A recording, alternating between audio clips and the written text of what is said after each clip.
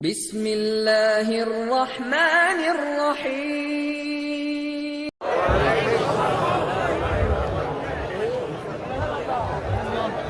إن الحمد لله نحمده ونستعينه ونستغفره ونعوذ بالله من شرور أنفسنا ومن سيئات أعمالنا من يهده الله فلا مضل له ومن يضلل فلا هادي له وأشهد أن لا إله إلا الله وحده لا شريك له وأشهد أن محمدا عبده ورسوله أما بعد فإن خير الحديث كتاب الله وخير الهدي هدي محمد صلى الله عليه وسلم وشر الأمور محدثاتها وكل محدثة بدعة وكل بدعة ضلالة وكل ضلالة في النار فأعوذ بالله من الشيطان الرجيم إنني أنا الله لا إله إلا أنا فاعبدني وأقم الصلاة لذكري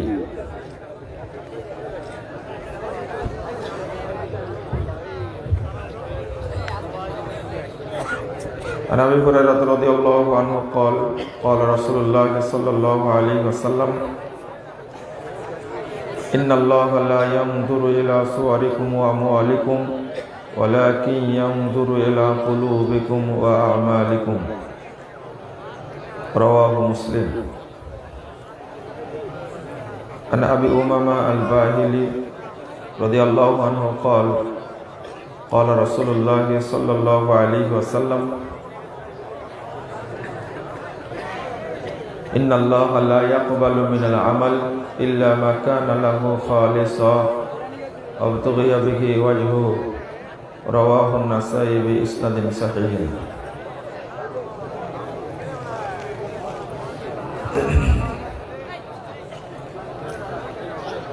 জয়পুরহাটের খেতলালের অন্তর্গত আটিগ্রাম হাফিজিয়া সালাফে মাদ্রাসার উদ্যোগে আয়োজিত ইসলামী সম্মেলনের সম্মানিত সভাপতি, উপস্থিত উলামায়ে কেরাম, অতিথিবৃন্দ, সুধী মণ্ডলী, সামনে উপবিষ্ট শ্রদ্ধেয় মুসলিম ভ্রাতৃমণ্ডলী, আমার প্রাণপ্রিয় ছাত্র ও যুবক ভাইয়েরা, পর্দার আড়ালের মা ও বোনেরা, সকলকে আন্তরিক অভিনন্দন জানাচ্ছি। আল্লাহর কাছে দোয়া করছি আল্লাহ যেন আমাদের এই মাহফিলকে কবুল করে নেন, আমিন। যারা এই মাহফিলের আয়োজনে শ্রম দিয়েছেন, সময় দিয়েছেন, অর্থ মেধা ব্যয় করেছেন এবং আপনারা বিভিন্ন এলাকা থেকে বহু মানুষ এই সম্মেলনে অংশগ্রহণ করেছেন, আল্লাহ রাব্বুল আলামিন আপনাদের আমাদেরকে জান্নাতুল ফেরদাউসের মেহমান হিসাবে কবুল করে নিন, আমিন।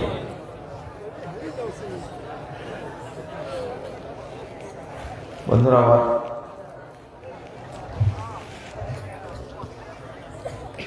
তাওহীদের গুরুত্ব নিয়ে আপনাদের সামনে কথা বলবো ইনশাআল্লাহ। আপনারা শান্তিপূর্ণভাবে বসে পড়ুন। আদায় করা শেষ হয়েছে তো আপনারা একটু বসে পড়ুন শান্তিপূর্ণভাবে, যেন আলোচনাটা করা যায়। পাশাপাশি যারা এখনো দোকানে বা রাস্তাঘাটে ঘোরাফেরা করছেন তারা প্যান্ডেলে এসে বসে পড়ুন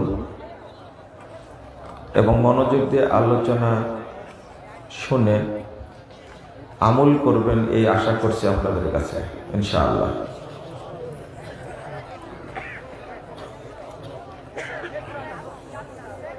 যারা স্বেচ্ছাসেবক আছেন তারা একটু লক্ষ্য করুন যেন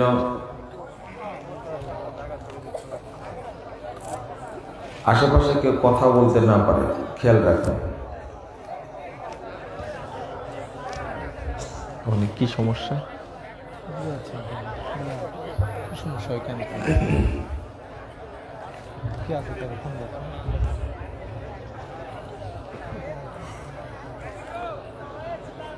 একটা হাদিস আপনাদের কাছে বলে শুরু করছি। এই ভিতরে সবাই বাদাম খাচ্ছে।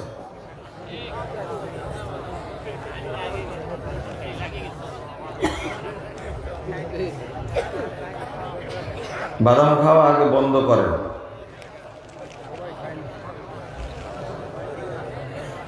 অনেকে আছে এখানে বাদাম খাচ্ছে, এখন রাত 11টা পার হয়ে গেছে, এখনো বাদাম খেতে হবে? এটা একটা অভ্যাস, তাই না? এটা ক্ষুধার জন্য খায় না। এরা মনে করে যে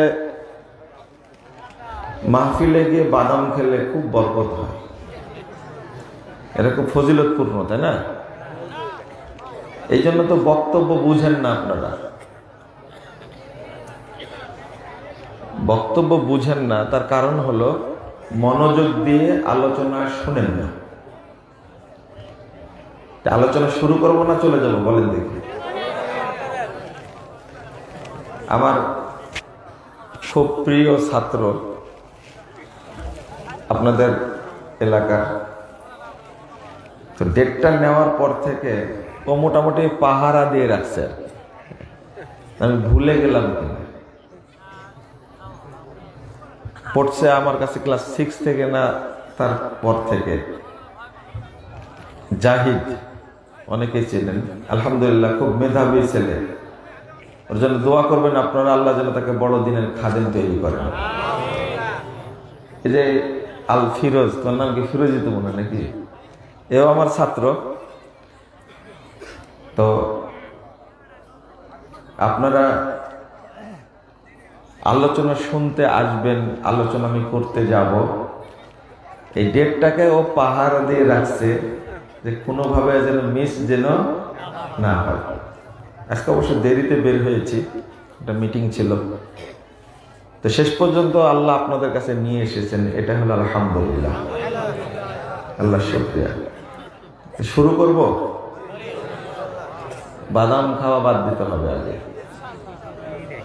যেগুলো বলবো মনে রাখবেন ইনশাল্লাহ। রাসূলুল্লাহ সাল্লাল্লাহু আলাইহি ওয়াসাল্লাম একটা হাদিসে বলছেন, 1556 নম্বর হাদিস, তাবরানী আওসাতের মধ্যে এসেছে, মা জালাসা কওমুন ইয়াযকুরুনাল্লাহ। কিছু মানুষ যখন এক জায়গায় বসে আল্লাহকে স্মরণ করে, অন্য হাদিসে এসেছে কোরআন সুন্নাহ কথা পর্যালোচনা করে, ইল্লা নাদাহুম মুনাদিন মিনাস সামা। রাসূল সাল্লাল্লাহু আলাইহি ওয়াসাল্লাম বলছেন, বসে আলোচনা শুনছিল, দিনই কথাবার্তা পর্যালোচনা করছিল, যখন শেষ হয়ে যায় আলোচনা বৈঠকটি, তখন আল্লাহ আসমান থেকে ডেকে বলেন, কুমু মাগফুরাল লাকুম, তোমরা এখন চলে যাও, তোমাদের সবাইকে ক্ষমা করে দেওয়া হয়েছে। আল্লাহ ছাড়া কেউ ক্ষমা করতে পারে? পীর পারে, পীরও পারে না। ক্ষমা করার অধিকার একজনের কাছে সংরক্ষিত, তিনি কে? আল্লাহ।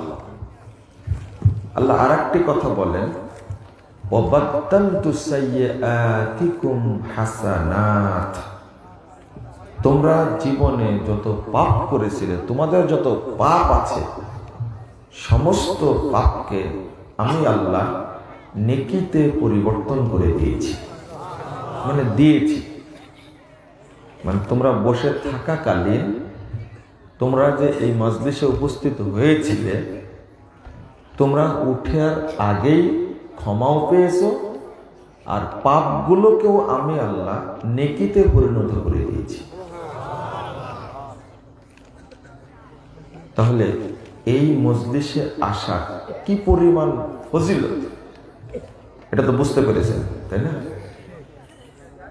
মনে করেন আজকে না, আজকে 6 ডিসেম্বর, আজকে না, আগামীতে কখনো যদি প্রোগ্রাম হয় বা মসজিদে বৈঠক হয়, বক্তব্য বুঝেন চাই না বুঝেন, আপনি মজলিসে হাজির হবেন এই উদ্দেশ্যে এবং মজলিসটা শেষ করবেন। কি করবেন? শেষ করে আসবেন। আল্লাহ যেন ঘোষণা দেন তোমরা কুমু মাগফুরাল্লাকুম, তোমরা এখন চলে যাও, তোমাদের সবাইকে ক্ষমা করে দেওয়া হয়েছে। এই ঘোষণাটা আপনি শুনে বিদায় দিবেন। যদিও আপনি কানে শুনতে পাবেন না, কিন্তু আপনি এই ফজিলত মনে করবেন। 2 নম্বর, হাদিসে যেটা এসেছে এই ফজিলতটা এমন ভাবে, যখন আপনি বৈঠকটা শেষ করবেন, শেষ করা কবলা আইয়া কুমা, বৈঠক থেকে উঠার আগে আপনি এই দোয়াটা পড়বেন। উঠার আগে, হাদিসে যেহেতু এসেছে কবলা আইয়া কুমা, উঠার আগেই যদি কেউ দোয়াটা পড়ে তাহলে তার ফজিলতটা হলো যে নেকি হয়েছে। মাগরিবের পর থেকে আপনারা আলোচনা শুনছেন, তাই না? রাহুল আলোচনা করে চলে গেল, আমি তো অন্তত রাহুলের আলোচনাটা দেখলাম, তার আগেও শুনেছেন। এখানে তো নাম দেখলাম খুরশেদ, তাই না? আব্দুল্লাহ খুরশেদ। আব্দুল্লাহ খুরশেদ আমার ছাত্র, তো তারও আলোচনা শুনেছেন। তা আশা করি ওই যে ভদ্রলোকগুলো ওখানে দাঁড়ায় কথা বলছে কেন? লোক নাই? ভলেন্টিয়ার আছে না? দেখুন, আপনারা দেখেন,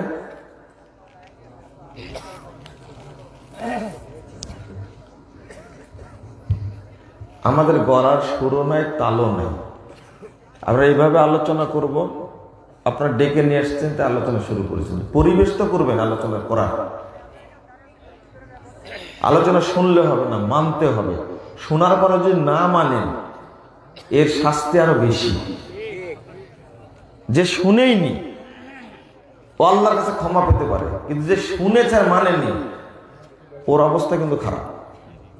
আল্লাহ আপনাকে নিয়ে এসেছেন এই জায়গাতে, এটাই আল্লাহ শুকরিয়া আদায় করেন আলহামদুলিল্লাহ। যতটুকু শুনবেন মনোযোগ দিয়ে ধরে রাখতে পারবেন, আমল করবেন, ইনশাআল্লাহ আল্লাহ আমাদের নেকি দিবেন ইনশাআল্লাহ।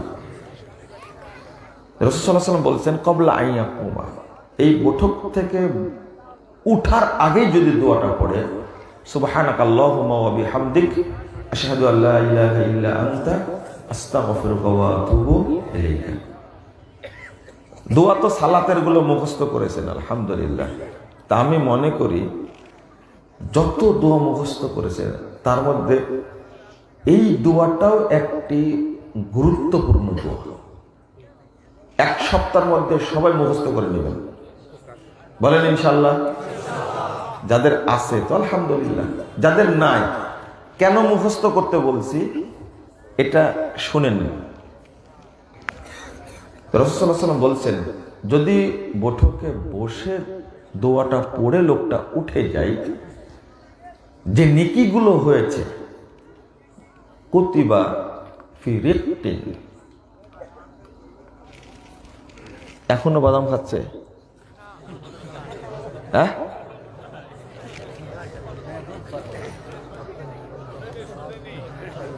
রাসূল সাল্লাল্লাহু আলাইহি ওয়াসাল্লাম বলছেন কুতিবা ফি রিক্তিন, এই নেকিগুলো চামড়ার মতো পাতলা নরম ফলকে লেখা হবে। অতঃপর সেই নেকিটাকে মোহরাঙ্কিত করা হবে, সিল মেরে দেওয়া হবে এবং এটা আল্লাহর কাছে পৌঁছে দেওয়া হবে। লাম ইউকসার ইলা ইয়াউমিল কিয়ামা, কিয়ামত পর্যন্ত এই নেকিগুলো আর নষ্ট হবে না, আর নষ্ট হবে না। তাহলে এবার আপনি নিজেই বুঝেন নেকিগুলো যদি আল্লাহর কাছে সংরক্ষিত হয় তাহলে কিয়ামত পর্যন্ত নেকি নষ্ট হবে না। তাহলে এইটা নেকি সংরক্ষণের দোয়া। এটা কি? নেকি সংরক্ষণের দোয়া। আরেকটা, এই বৈঠকে বসে হয়তো ভুল ত্রুটি হয়েছে, তো কাফারাতুল মাজলিস, অর্থাৎ এই মজলিসের ত্রুটি যেগুলো হয়েছে এই ত্রুটিগুলোকে ক্ষমা করে দেওয়া হবে। তো মা আয়েশা রাদিয়াল্লাহু আনহা বলছেন, 1344 নম্বর হাদিস নাসাইতে এসেছে, 10140 নম্বর হাদিস নাসাই কুবরার মধ্যে হাদিসটি এসেছে। মা জাল্লাসা মাজলিসান আও সাল্লা সালাতান আও তালা কুরআনান আও তাওয়াদ্দা উযুয়ান। রাসূল সাল্লাল্লাহু আলাইহি ওয়াসাল্লাম যখনই কোনো মজলিস শেষ করতেন, যখন সালাত আদায় করে শেষ করতেন, যখন কুরআন তেলাওয়াত করে শেষ করতেন, যখন ওযু শেষ করতেন, তখনই এই ফজিলতগুলো আল্লাহর কাছে সংরক্ষণ করার জন্য রাসূল সাল্লাল্লাহু আলাইহি ওয়াসাল্লাম এই দোয়াটা পড়তেন। এবার বুঝেছেন? তাহলে সালাত পড়লেন, এত নেকি, এত নেকি সালাতের মধ্যে, নেকির শেষ নাই।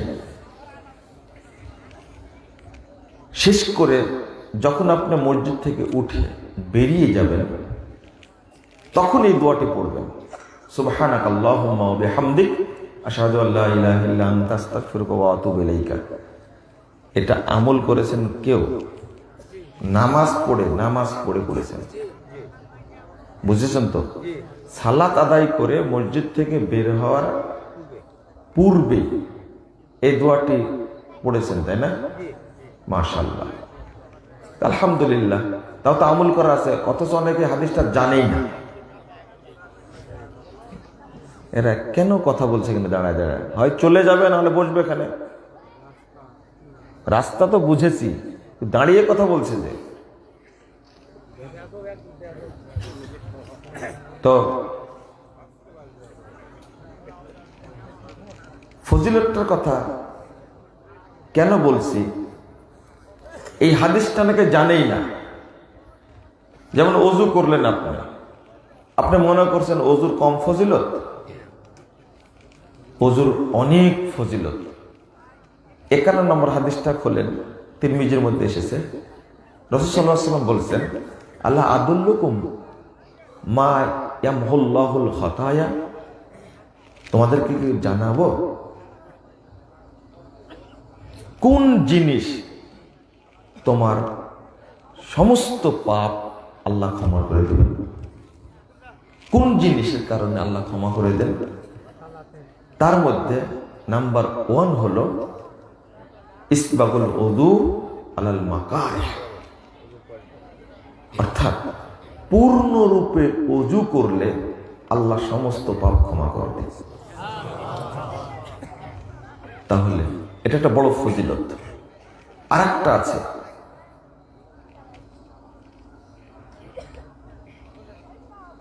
কাসরাতুল খুতা ইলাল মাসাজিদ। কোন ব্যক্তি যদি মসজিদে গিয়ে সালাত আদায় করে, মসজিদে গিয়ে যদি কোনো ব্যক্তি সালাত আদায় করে, প্রত্যেক ওয়াক্ত মসজিদে গিয়ে সালাত আদায় করে, আল্লাহ রাব্বুল আলামিন তার সমস্ত পাপ ক্ষমা করে দেন। আরেকটা হলো ইন্তেজারুস সালাহ বা'দাস সালাহ, অর্থাৎ এক সালাত পড়ে আরেক সালাতের জন্য, আরেক ওয়াক্ত সালাতের জন্য যে অপেক্ষায় থাকে, আল্লাহ তারও পাপ মাফ করে দেন। তাহলে বুঝেন কত ফজিলত। আর একটা হাদিস 7578 নম্বর হাদিস তাবরানী কাবিরের মধ্যে এসেছে। রাসূল সাল্লাল্লাহু আলাইহি ওয়াসাল্লাম বলেছেন, মাম্মাশা ইলা সলাতিন মাকতুবাহ, যে ব্যক্তি জামাতের সাথে সালাত আদায়ের জন্য মসজিদে যায়, জামাতের সাথে সালাত আদায় করার জন্য যে ব্যক্তি মসজিদে যায়, কাহিয়া হাজ্জাতিন, ইয়াকা হাজ্জাতিন, রাসূল সাল্লাল্লাহু আলাইহি ওয়াসাল্লাম বলছেন, যে ব্যক্তি মসজিদে গিয়ে সালাত আদায় করলো সে যেন পূর্ণ একটি হজ্জের নেকি পেল। ওমাশা ইলা সালাতিন তাতাব্বুন হিয়া কা উমরাতিন তাম্মাতিন। কেউ যদি নফল সালাত আদায় করার জন্য মসজিদে যায়, ওই ব্যক্তি যেন পূর্ণ একটা উমরার নেকি পেল। এই হাদিস শুনেছেন?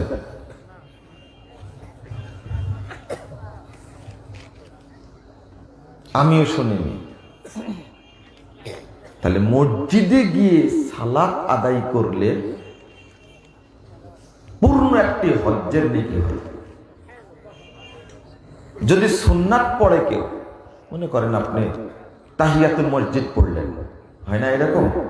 তাহিয়াতুল মসজিদ পড়লেন, এই জন্য আপনি আজানের আগেই চলে গেলেন যে আমি গিয়ে তাহিয়াতুল মসজিদটা পড়ব। ইনশাআল্লাহ আল্লাহ আপনাকে এর বিনিময়ে পূর্ণ একটি উমরার নেকি দান করবে।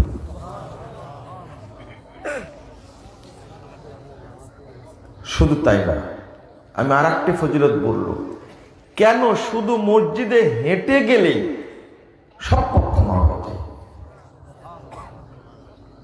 কাসরাতুল খুদা ইলাল মাসাজিদ, মসজিদে সালাত আদায়ের জন্য গেলেই আল্লাহ কেন পাপ ক্ষমা করে দেন? যারা মসজিদে সালাত পড়ে না তারা যাবতীয় রহমত থেকে বঞ্চিত। কেন? যখন মসজিদে আপনি ঢুকছেন তখন কি দোয়া পড়েন? আল্লাহুম্মা আফতাহ লি আবওয়াবা রাহমাতিক, আল্লাহ আপনি আমার জন্য খুলে দিন আপনার যত রহমতের দরজা সব খুলে দিন। তাহলে আল্লাহর রহমতের দরজাগুলো কানেক্টেড হলো মসজিদের সাথে। কার সাথে? মসজিদের সাথে। যে মসজিদে সালাত পড়তে যায় না, ও রহমত থেকে কি হয়? বঞ্চিত হয়। কারণ মসজিদে গেলে যেন আল্লাহ রহমতের সব দরজা আপনার জন্য খুলে দিবেন। এই জন্য দোয়াটা শিক্ষা দিয়েছেন রাসূল সাল্লাল্লাহু আলাইহি ওয়াসাল্লাম, আল্লাহুম্মা আফতাহ লি আবওয়াবা রাহমাতিক। আরেকটা হাদিস না বললে হচ্ছে না, 662 নম্বর হাদিস। মানে ধরেন এরকম মসজিদে যাওয়ার একটা ফজিলত, সালাত পড়ার পরে সালাতের মধ্যে কত ফজিলত, এই ফজিলত গুলো যদি সংরক্ষণ করতে পারেন আপনি, তো ইনশাআল্লাহ আল্লাহ আপনাকে আমাকে জান্নাত দান করবে ইনশাআল্লাহ। সংরক্ষণের পথ এটা। রাসূল সাল্লাল্লাহু আলাইহি ওয়াসাল্লাম বলতেন, 662 নম্বর হাদিস সহিহ বুখারীর মধ্যে এসেছে, মান গাদা রাহা আ'আদাল্লাহু লাহু মিনাল জান্নাহ নুজুলাম মিনাল জান্নাহ কুল্লামা গাদা রাহা। কোন ব্যক্তি যদি সকাল সন্ধ্যায় মসজিদে যায়, অর্থাৎ মসজিদে গিয়ে যদি সালাত আদায় করে, আল্লাহ রাব্বুল আলামিন প্রত্যেকবারের জন্য জান্নাতে তার জন্য আপ্যায়নের ব্যবস্থা রাখবেন। শুধু একবার না, জোহরে গেছেন, আসরে গেছেন, মাগরিবে গেছেন, এশায় গেছেন, ফজরে গেছেন, প্রত্যেকটি ওয়াক্তের জন্য আল্লাহ পৃথক পৃথক আপনাকে আপ্যায়নের ব্যবস্থা করবেন সরাসরি জান্নাতে। হাদিস বুখারী মুসলিমের। কুল্লামা গাদা রাহা, যতবার যাবে ততবারের জন্যই। তাহলে একজন ব্যক্তি 60 বছর বেঁচে থাকলে, 70 বছর 80 বছর বেঁচে থাকলে জীবনে কতবার মসজিদে গিয়ে সালাত আদায় করেছে? একটু ভেবে নেন তো, একটু ভেবে নেন। ততবারের জন্য যদি আল্লাহ জান্নাতে আপ্যায়নের ব্যবস্থা করেন আপনার জন্য, এর চেয়ে বড় সুখ, এর চেয়ে বড় আনন্দ আর কি হতে পারে? শুধু তাই, 9438 নম্বর হাদিস, তাবরানী আওসাতের মধ্যে আরেকটা হাদিস এসেছে, রাসূল সাল্লাল্লাহু আলাইহি ওয়াসাল্লাম বলছেন, ইউতার রাজুলু ফি কবরিহি, মানুষ যখন মারা যায় তখন আযাবের ফেরেশতা কবরে পাঠানো হয়। কিসের ফেরেশতা? আযাবের ফেরেশতা পাঠানো হয় কবরে। ফাইদা উতিয়া মিন কিবালি রাসিহি, আপনাদের এলাকায় কিবলা কোন দিকে? এই দিকে, তাই না? তো আমাদের ওই দিকের কিবলা এই দিকে, তাহলে বুঝতে পারছেন তো? হ্যাঁ না, আমার কাছে মনে হচ্ছে এই দিকে, আর আপনারা বলছেন কোন দিকে। এই জন্য বললাম যে আপনাদের এলাকায় কিবলা কোন দিকে। না, আমি কথাটা এমনি বলিনি। এখন এই কথাটা আমি যদি মেনে না নিয়ে নামাজ যদি এই দিক করে পড়ি, কাজ হবে? আপনাদের কথা শুনে কোন দিক করে পড়তে হবে? এই দিকে। তাহলে আপনি মুখ দিয়ে যা বলবেন তাই সঠিক হবে এমনটা না, এটাও একটু ভেবে দেখেন। জ্ঞান দিয়ে, ব্রেন দিয়ে, মস্তিষ্ক দিয়ে কখনো শরীয়তকে বিবেচনা করা যায় না। এটাই মানুষের কত শক্তি, চিন্তা করেন। এই ব্রেন দিয়া মানুষ কত কিছু করছে, কিন্তু কেবলা যে এই দিকে এটাও নির্ধারণ করতে পারছে না। ওর মেজাজ বলছে কেবলা হওয়ার দরকার কোন দিকে? এই দিকে। আপনি কি বুঝলেন কথাটা? প্রধানমন্ত্রী টাকলামি ছুটাইছে আজকে, বুঝছেন? শোনেননি মনে হয় আপনারা, তাই না? আলহামদুলিল্লাহ বললেন না আপনারা, ছুটাইছে। বুঝছেন, খুব বাড়াবাড়ি করেছে, তাই না? ও নাকি ব্রেন দিয়ে রাষ্ট্র চালাবে। আমি এই টাকলামি ছুটানোর জন্য এবং দ্রুত গতিতে প্রধানমন্ত্রী এই উদ্যোগ নেওয়ার জন্য আমি আজকে প্রথম তাকে আন্তরিক মোবারকবাদ, ধন্যবাদ জানাচ্ছি। এর আগে বলেছিলাম, আমি গত সপ্তাহে বলেছি যে ইসলাম নিয়ে, ধর্ম নিয়ে যদি টাকলামি যদি কেউ করে আপনি কাউকে ছাড় দিবেন না, আমি বলেছিলাম। তো কথাটা মনে রাখবেন। আমি কিন্তু একটা ফজিলত বলতে গিয়ে এই জায়গায় চলে আসছি, খেয়াল করেছেন আপনি? পশ্চিম কোন দিকে? কেবলা কোন দিকে? দুইটা একদিকে, ঠিক আছে? আচ্ছা, রাসূল সাল্লাল্লাহু আলাইহি ওয়াসাল্লাম বলছেন, যখন এটা উতিয়া মিন কিবালে রাসি, যখন ওকে মাথার দিক থেকে পাঠানো হয় আযাবের ফেরেশতা, দাফাআতহু তিলাওয়াতুল কুরআন, ওই আযাবের ফেরেশতাকে তাড়িয়ে বিতাড়িত করে কোরআন তেলাওয়াত। যদি আপনার কোরআন তেলাওয়াতের নেকি থাকে তাহলে কিয়ামত পর্যন্ত কোরআন আযাবের ফেরেশতা ঢুকতে দিবে না, এই জন্য পাহারা দেবে। ওয়া ইযা উতিয়া মিন কিবালি ইয়াদাইহি, যখন সরাসরি ঢুকতে চাই কবরের মধ্যে,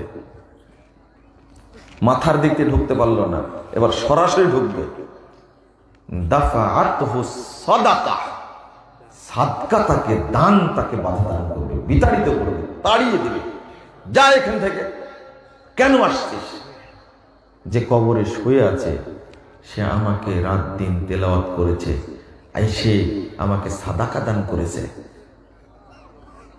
তুই কেন এসেছিস? দাফাআত, মানা শব্দের অর্থ একটা, দাফা শব্দের একটা, প্রতিরোধ করা। দাফাআতহু সাদাকা।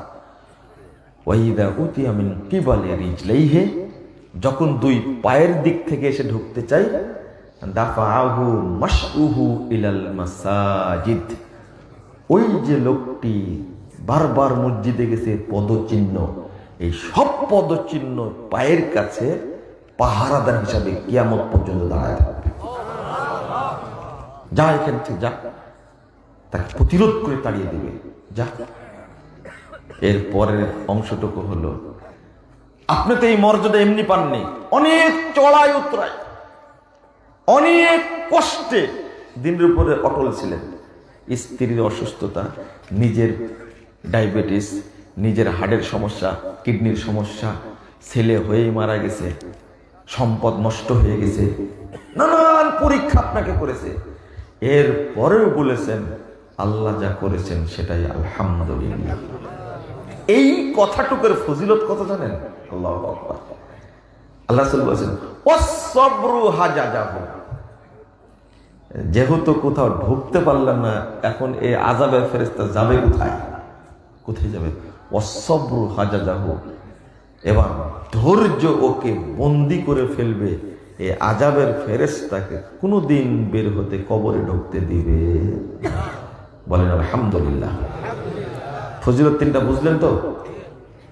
তো মসজিদে যাওয়ারই যদি এত ফজিলত হয়, শুধু মসজিদে যাওয়ারই যদি একটা ফজিলত হয়, আর একটা হাদিস, বেশি বাড়িতে থাকবেন না, বেশি মসজিদে থাকবেন, তাহলে একটা সার্টিফিকেট পাবেন আপনি। বলবো? আমার কাছে মনে হচ্ছে যে মুয়াজ্জিনদের আর ইমামদের এত ফজিলত কেন? একটা হাদিস আপনারা শুনেছেন কিনা জানি না, শুনতেও পারেন। একটা বই বের করেছে আমরা, আমুলে সলে। আল্লাহু আকবার। এই লেখক যে কি পরিমাণ নেকি পাবেন, সুবহানাল্লাহ। দেখে এত হাদিস উল্লেখ করেছেন আমুলে সলের মধ্যে, এর আগে মানুষ জানতই না। তার মধ্যে একটা হাদিস, মুসনাদে শিহাব, 52 নম্বর হাদিস, 52 কি 72 এরকম হবে। তো রাসূলুল্লাহ সাল্লাল্লাহু আলাইহি ওয়াসাল্লাম বলছেন আল মসজিদু বাইতু কুল্লি তাকিয়্যিন, মসজিদ হলো প্রত্যেক মুত্তাকি ব্যক্তির মূল ঘর। যার মনটা সব সময় মসজিদে গিয়ে থাকে, অন্য কোথাও আজে বাজে সময় ব্যয় করে না। মাগরিব থেকে এসা পর্যন্ত আমার কোনো কাজ নাই, বসে একটু তেলাওয়াত করি। মসজিদে বসে তেলাওয়াত করছে। মসজিদে বসে তেলাওয়াত করার ফজিলতই আলাদা। আমি বুঝতাম না, বহুদিন থেকে খুঁজছি কেন মসজিদে হারামে, মসজিদে নববীতে মানুষ শুধু তেলাওয়াত করে কেন, এটা বুঝতাম না। পরে আল্লাহু আকবার, বুখারীর হাদিস আমরা জানি না, তারা জানে, বাঙালি তো আমরা, তারা জানে, আমরা জানি না। মসজিদে বসে যদি কেউ তেলাওয়াত করে, মসজিদে বসে, তাও এটা হারাম। যেখানে 2 রাকাত সালাত আদায় করলে কত নেকি পাওয়া যায়? 1 লক্ষ গুণ বেশি সালাত নেকি পাওয়া যায়, সেখানে পড়ছে। তাহলে সাধারণ মসজিদের নেকি যদি এটা হয় যে একজন ব্যক্তি যতটা আয়াত তেলাওয়াত করবে, ততটা গর্ভবতী উট আল্লাহ রাস্তায় দান করার সমান সওয়াব। তবে পড়তে হবে কোথায় বসে? মসজিদে বসে। বাড়িতে বসলে হবে না, মসজিদে বসে পড়তে হবে। একজন সাহাবী জিজ্ঞেস করেন, আল্লাহ রাসূল আপনি বলেন কি,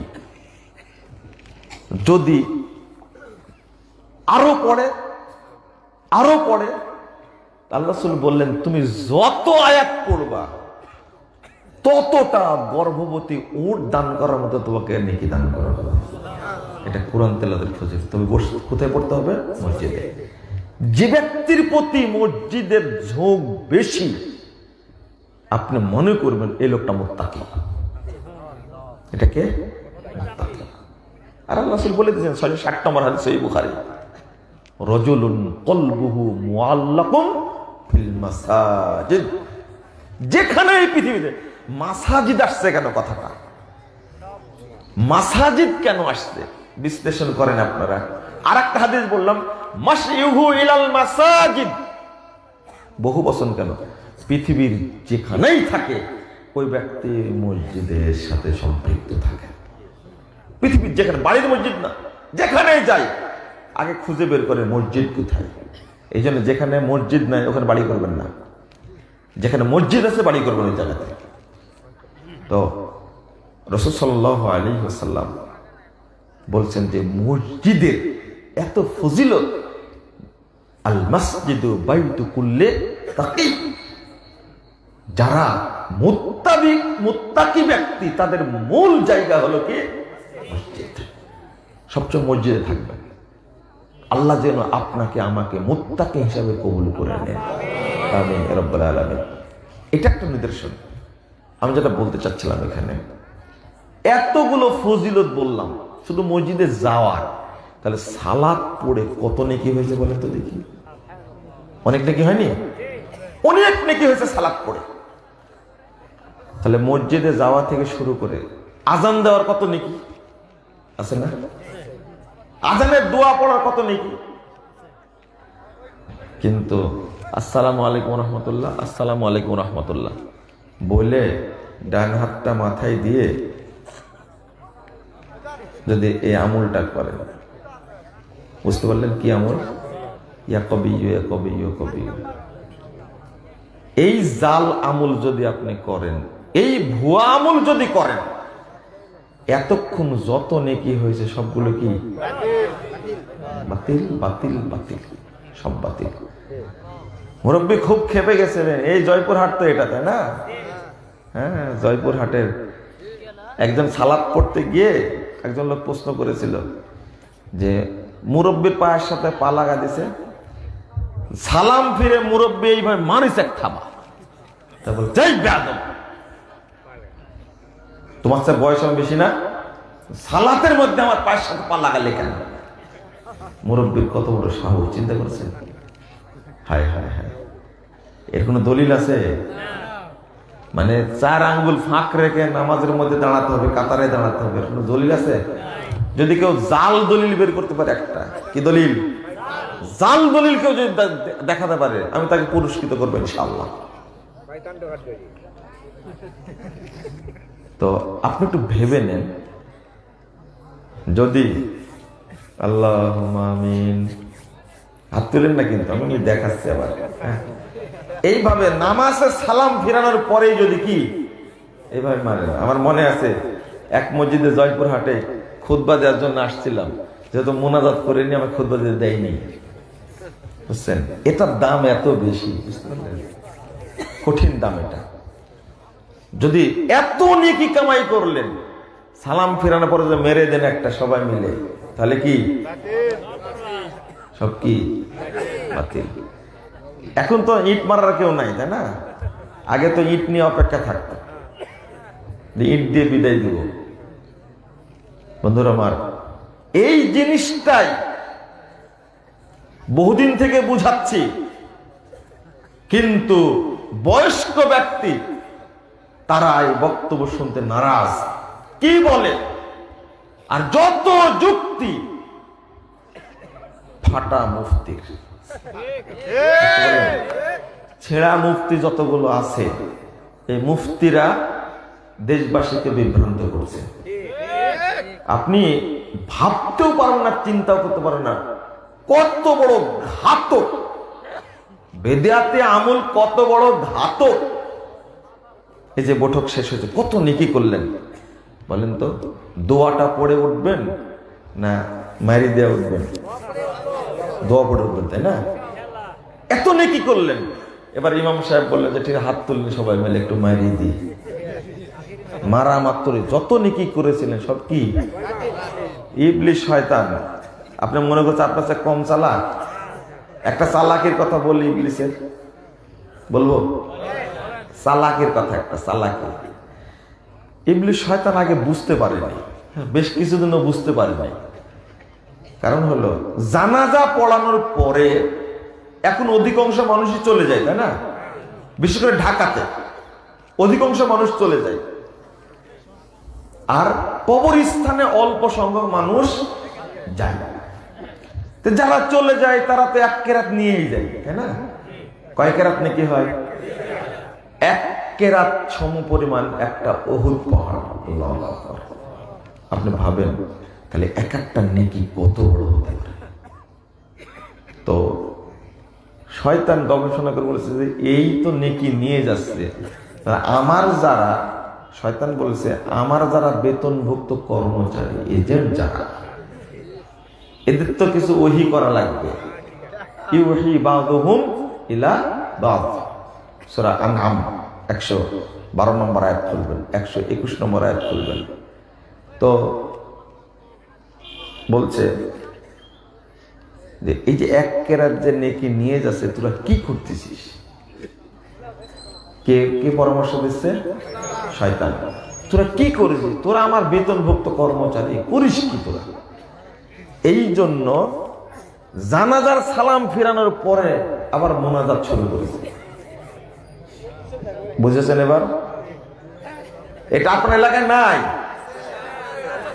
ও চলে এসেছে। লা ইলাহা ইল্লাল্লাহ। তাহলে দেখেন, আমি জানি মনে হয় ঢাকাতে আছে, এখনো ইবলিস পাচার করেনি জয়পুরহাটে, পাচার হয়ে গেছে। তাহলে দেখেন বেদাতের বাচ্চা কিভাবে পায়, বাচ্চা উৎপাদন করতেছে। আগে ছিল না। অনেকেই তো আছেন এখানে 60-70 বছরের লোক, তাই না? জীবনে দেখেছেন এই সুন্নাত? এটা কি সুন্নাত না বেদাত? বেদাতে আমল না ইবলিসে আমল? ইবলিসে আমল। মানে এগুলোর আবিষ্কারক মূলত কে? মিস্টার ইবলিস। তা আমি এখন বেদাতে আমল বলি না, আমি বলি কি ইবলিসি আমল। তো যে এক কেরাত নিয়ে মানুষ চলে যাচ্ছিল, ইবলিস গবেষণা করে বের করেছে যে এদের বেতন দেওয়া উচিত না। এই এজেন্ট যারা কর্মচারী, নেকি নিয়ে কেমন গেল ইবলিস, এরা কেমনে নেকি নিয়ে চলে গেল, ইবলিসের চিন্তা। এরপরে এজেন্টদেরকে বলে দিল, বেতনভুক্ত কর্মচারী যেগুলো, বলে দিল তোরা এখানে মেরি দে, তাহলে আর ওই এক কেরাত নিয়ে যেতে পারবে না। আর যারা কবরস্থানে গেছে ওরা তো শেষে মারবে, তাহলে 2 কেরাতে কি শেষ। কিন্তু এক কেরাত যে নিয়ে যাচ্ছে, এতই কষ্ট পেলাম বুঝছেন। এত সুন্দর সুরে একজন কারি তেলাওয়াত করলো, অনেকক্ষণ, আধা ঘন্টা তেলাওয়াত করলো। তেলাওয়াত শুনে খুব মজা লাগলো। সেদের খুব শেষে খুব মজা করে বলছে সাদাকাল্লাহুল আযীম। এই যে আধা ঘন্টা তেলাওয়াত করলো মধুর সুরে, আর নেকি আছে। তওবা তওবা তওবা, আস্তাগফিরুল্লাহ। ইবলিস কত সচেতন, খেয়াল করেছেন? এখানে পড়ার দরকার ছিল কি সুবহানাকাল্লাহুম্মা ওয়া বিহামদিক আশহাদু আল্লা ইলাহা ইল্লা আনতা আস্তাগফিরুকা ওয়া আতুবু ইলাইকা। তাহলে নেকিগুলো কি হতো? সংরক্ষিত হতো। আর পড়ে শেষ করে দিল। আজানের দুয়ার যে ফজিলত, আহারে, যদি মুয়াজ্জিনের আযান শোনার পরে আপনি পড়েন, দরুদ পড়ার পরে পড়ছেন আল্লাহুম্মা রাব্বা হাযিহি দাওয়াতি তাম্মা ওয়াস সালাতিল কায়িমা আতি মুহাম্মাদিন ওয়াসিলাতা ওয়াল ফাদিলা ওয়া বা'আসহু মাকামাম মাহমুদান আল্লাযী ওয়া'আদতাহ, এটা পড়লেন। কি নেকি এই দোয়াটাতে! রাসূল সাল্লাল্লাহু আলাইহি ওয়াসাল্লাম বলেন হাল্লাত লাহু শাফাআতি।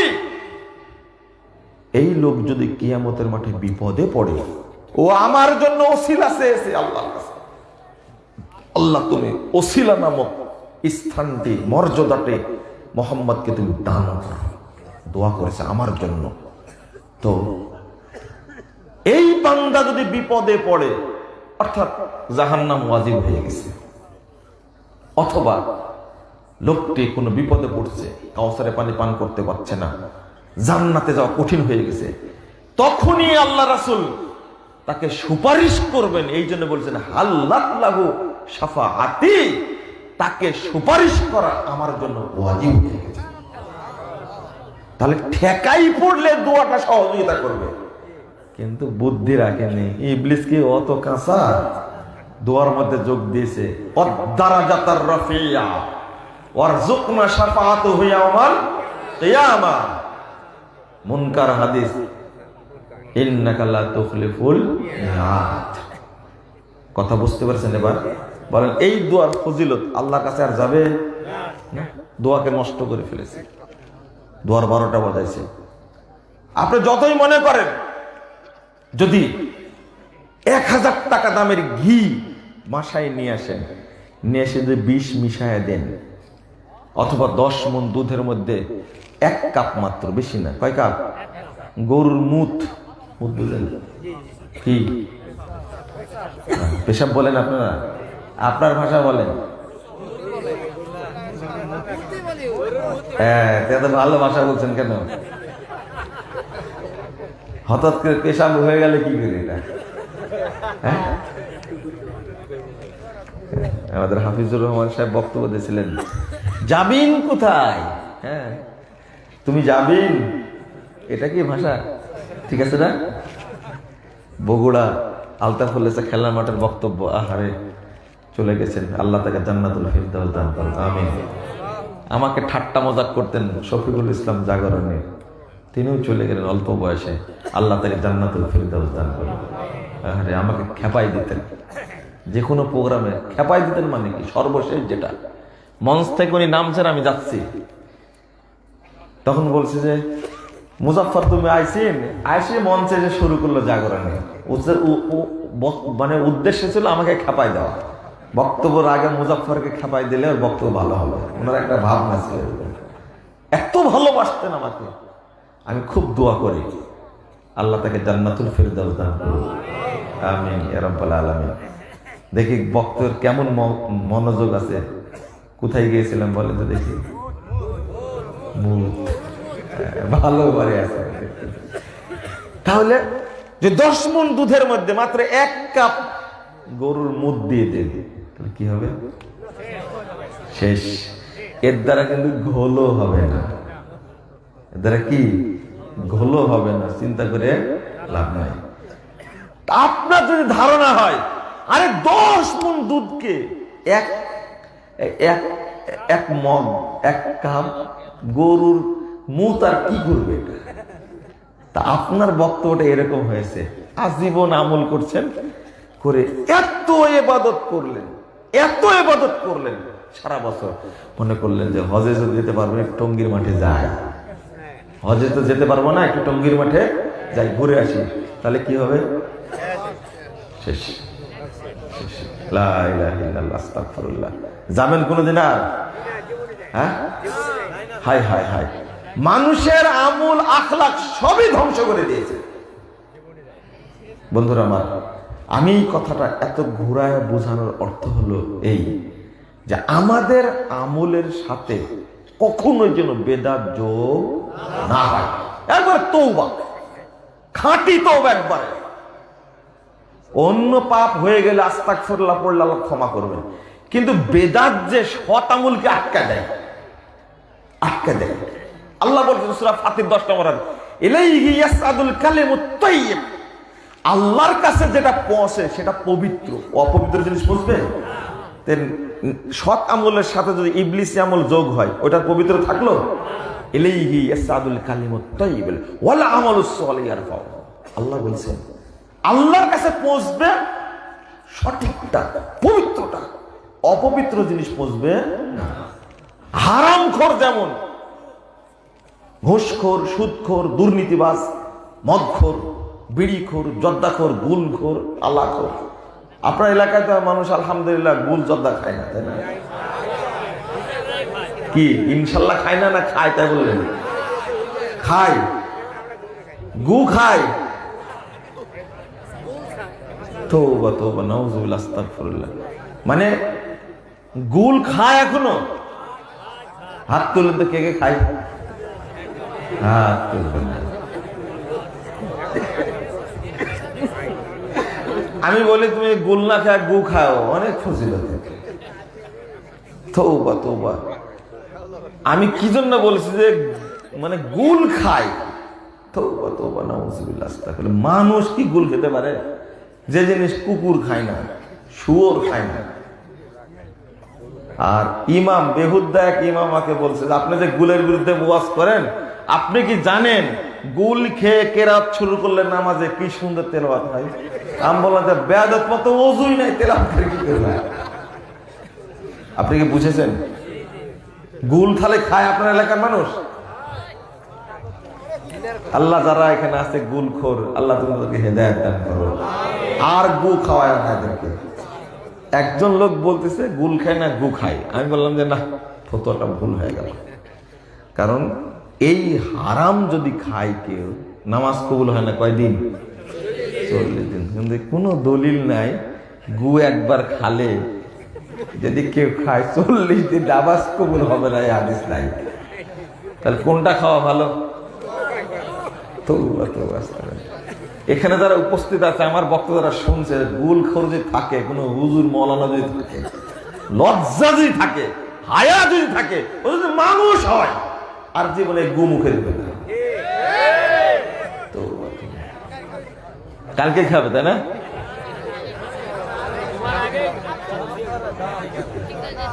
তাহলে কি ওয়াজ করে লাভ কি হলো বলেন দেখি? জর্দা, বিড়ি, সিগারেট হারাম খোর, হারাম খোর। আপনি ঠিক বলছেন কেন? আপনি তো বিয়ের সময় যৌতুক নিয়েছিলেন না, আপনার শরীর রক্ত হারাম হারাম হারাম, যৌতুক নিয়েছিলেন, ফেরত দেবেন না। আর এখন যারা শ্বশুরের দেওয়া মোটর সাইকেলে চড়ে ঘুরে বেলা, এরা হারাম খোর। এদের নামাজ রোজা সব মোটর সাইকেলের মধ্যে ঢুকে গেছে, টায়ারের মধ্যে আছে, টায়ারের মধ্যে। চিন্তা করবেন না, এ এখন আল্লাহর কাছে পৌঁছায় না। হারাম করে, হারাম করে ইবাদত কবুল হবে? কবুল হবে? শ্বশুরের দেয়া মোটর সাইকেল, বাড়ি, জমি জায়গা নিয়ে বসবাস করে খাচ্ছেন, লজ্জা শরম কিচ্ছু নেই, একেবারে বেহায়া, একবারে বেহায়া। আল্লাহর নবী কি বলছেন? ইয়া আইয়ুহান নাস, 1015 নম্বর হাদিস, সহিহ মুসলিম এসেছে। ইয়া আইয়ুহান নাস, হে মানব মণ্ডলী, ইন্নাল্লাহা তাইয়্যিব লা ইয়াকবালু ইল্লা তাইয়্যিবা, নিশ্চয় আল্লাহ পবিত্র, তিনি পবিত্র ছাড়া কবুল করেন না।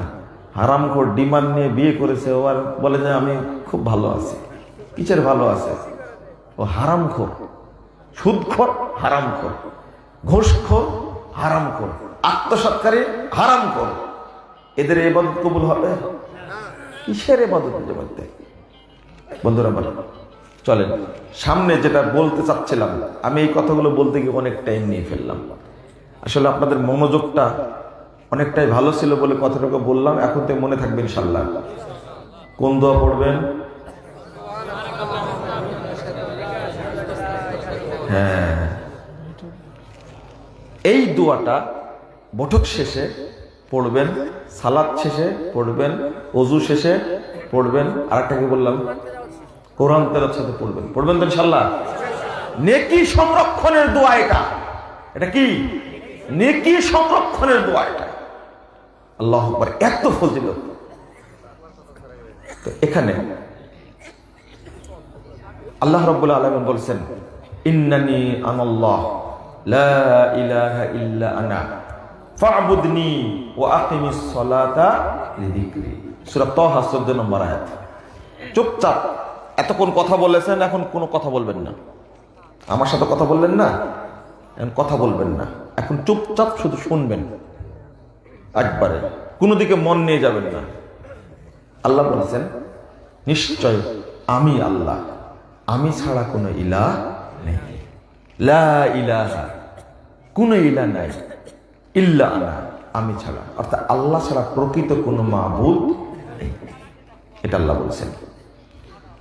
ফা'বুদনি, অতএব আপনি কেবল আমারই ইবাদত করুন। ফা'বুদনি মানে কি আসলে? না, ইবাদত শব্দের অর্থ হলো তাওহীদ। মনে থাকবে, ইবাদত মানে কি? তাওহীদ। ফা'বুদনি, সুতরাং আমারই তাওহীদ মেনে নিন। ওয়া আকিমিস সালাতা লিযিকরি, এবং আমাকে স্মরণ করার জন্য কি করুন?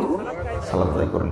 তাহলে ফা'বুদনির দ্বারা যদি ইবাদত অর্থ হয়, তাহলে পরে ওয়া আকিমিস সালাতা লিযিকরি, পরে সালাতের কথা বললেন কেন? আসলে ফা'বুদনি মানে তাওহীদ। কি? তাওহীদ। তাওহীদকে মেনে নিন। ওয়া আকিমিস সালাতা লিযিকরি, দ্বিতীয় অপশন হলো কি? সালাত। আমাকে স্মরণ করে সালাত আদায় করুন। যার তাওহীদ নাই তার সালাত নাই। এবার বোঝা গেছে? যার তাওহীদ নাই তার কি নাই? সালাত নাই, সিয়াম নাই, হজ নাই।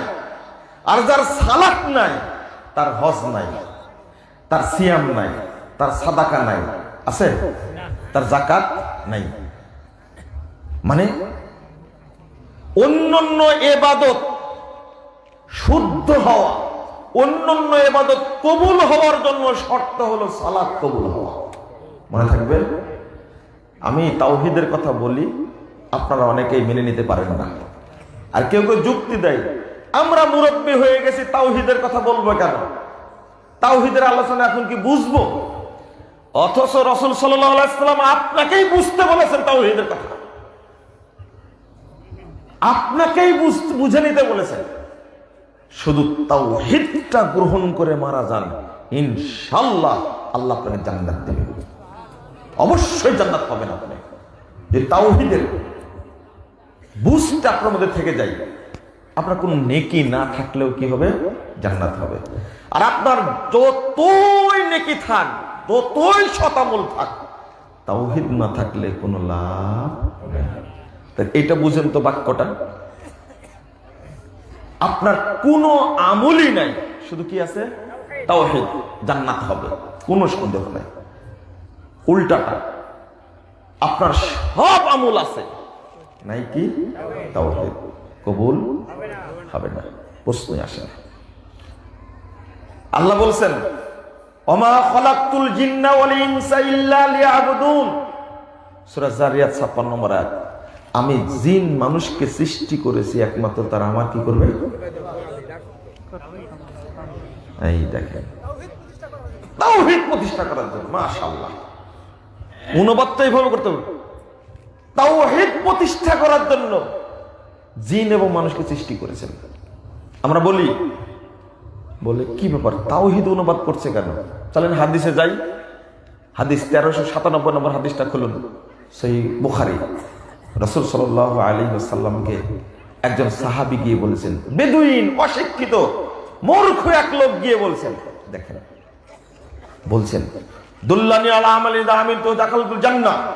আবু হুরায়রা বলছেন রাদিয়াল্লাহু আনহু, জা আরাবিয়ুন নবী সাল্লাল্লাহু আলাইহি ওয়াসাল্লাম, আল্লাহ রাসূলের কাছে এক আরবি আসলেন, বেদুইন আসলেন, এসে বলছেন, মুহাম্মদ শোনো, দুল্লানি আলা আমালিন ইযা আমিলতুহু দাখালতুল জান্নাহ, এমন আমলের কথা বলো, আমল করে যেন আমি জান্নাতে যেতে চাই।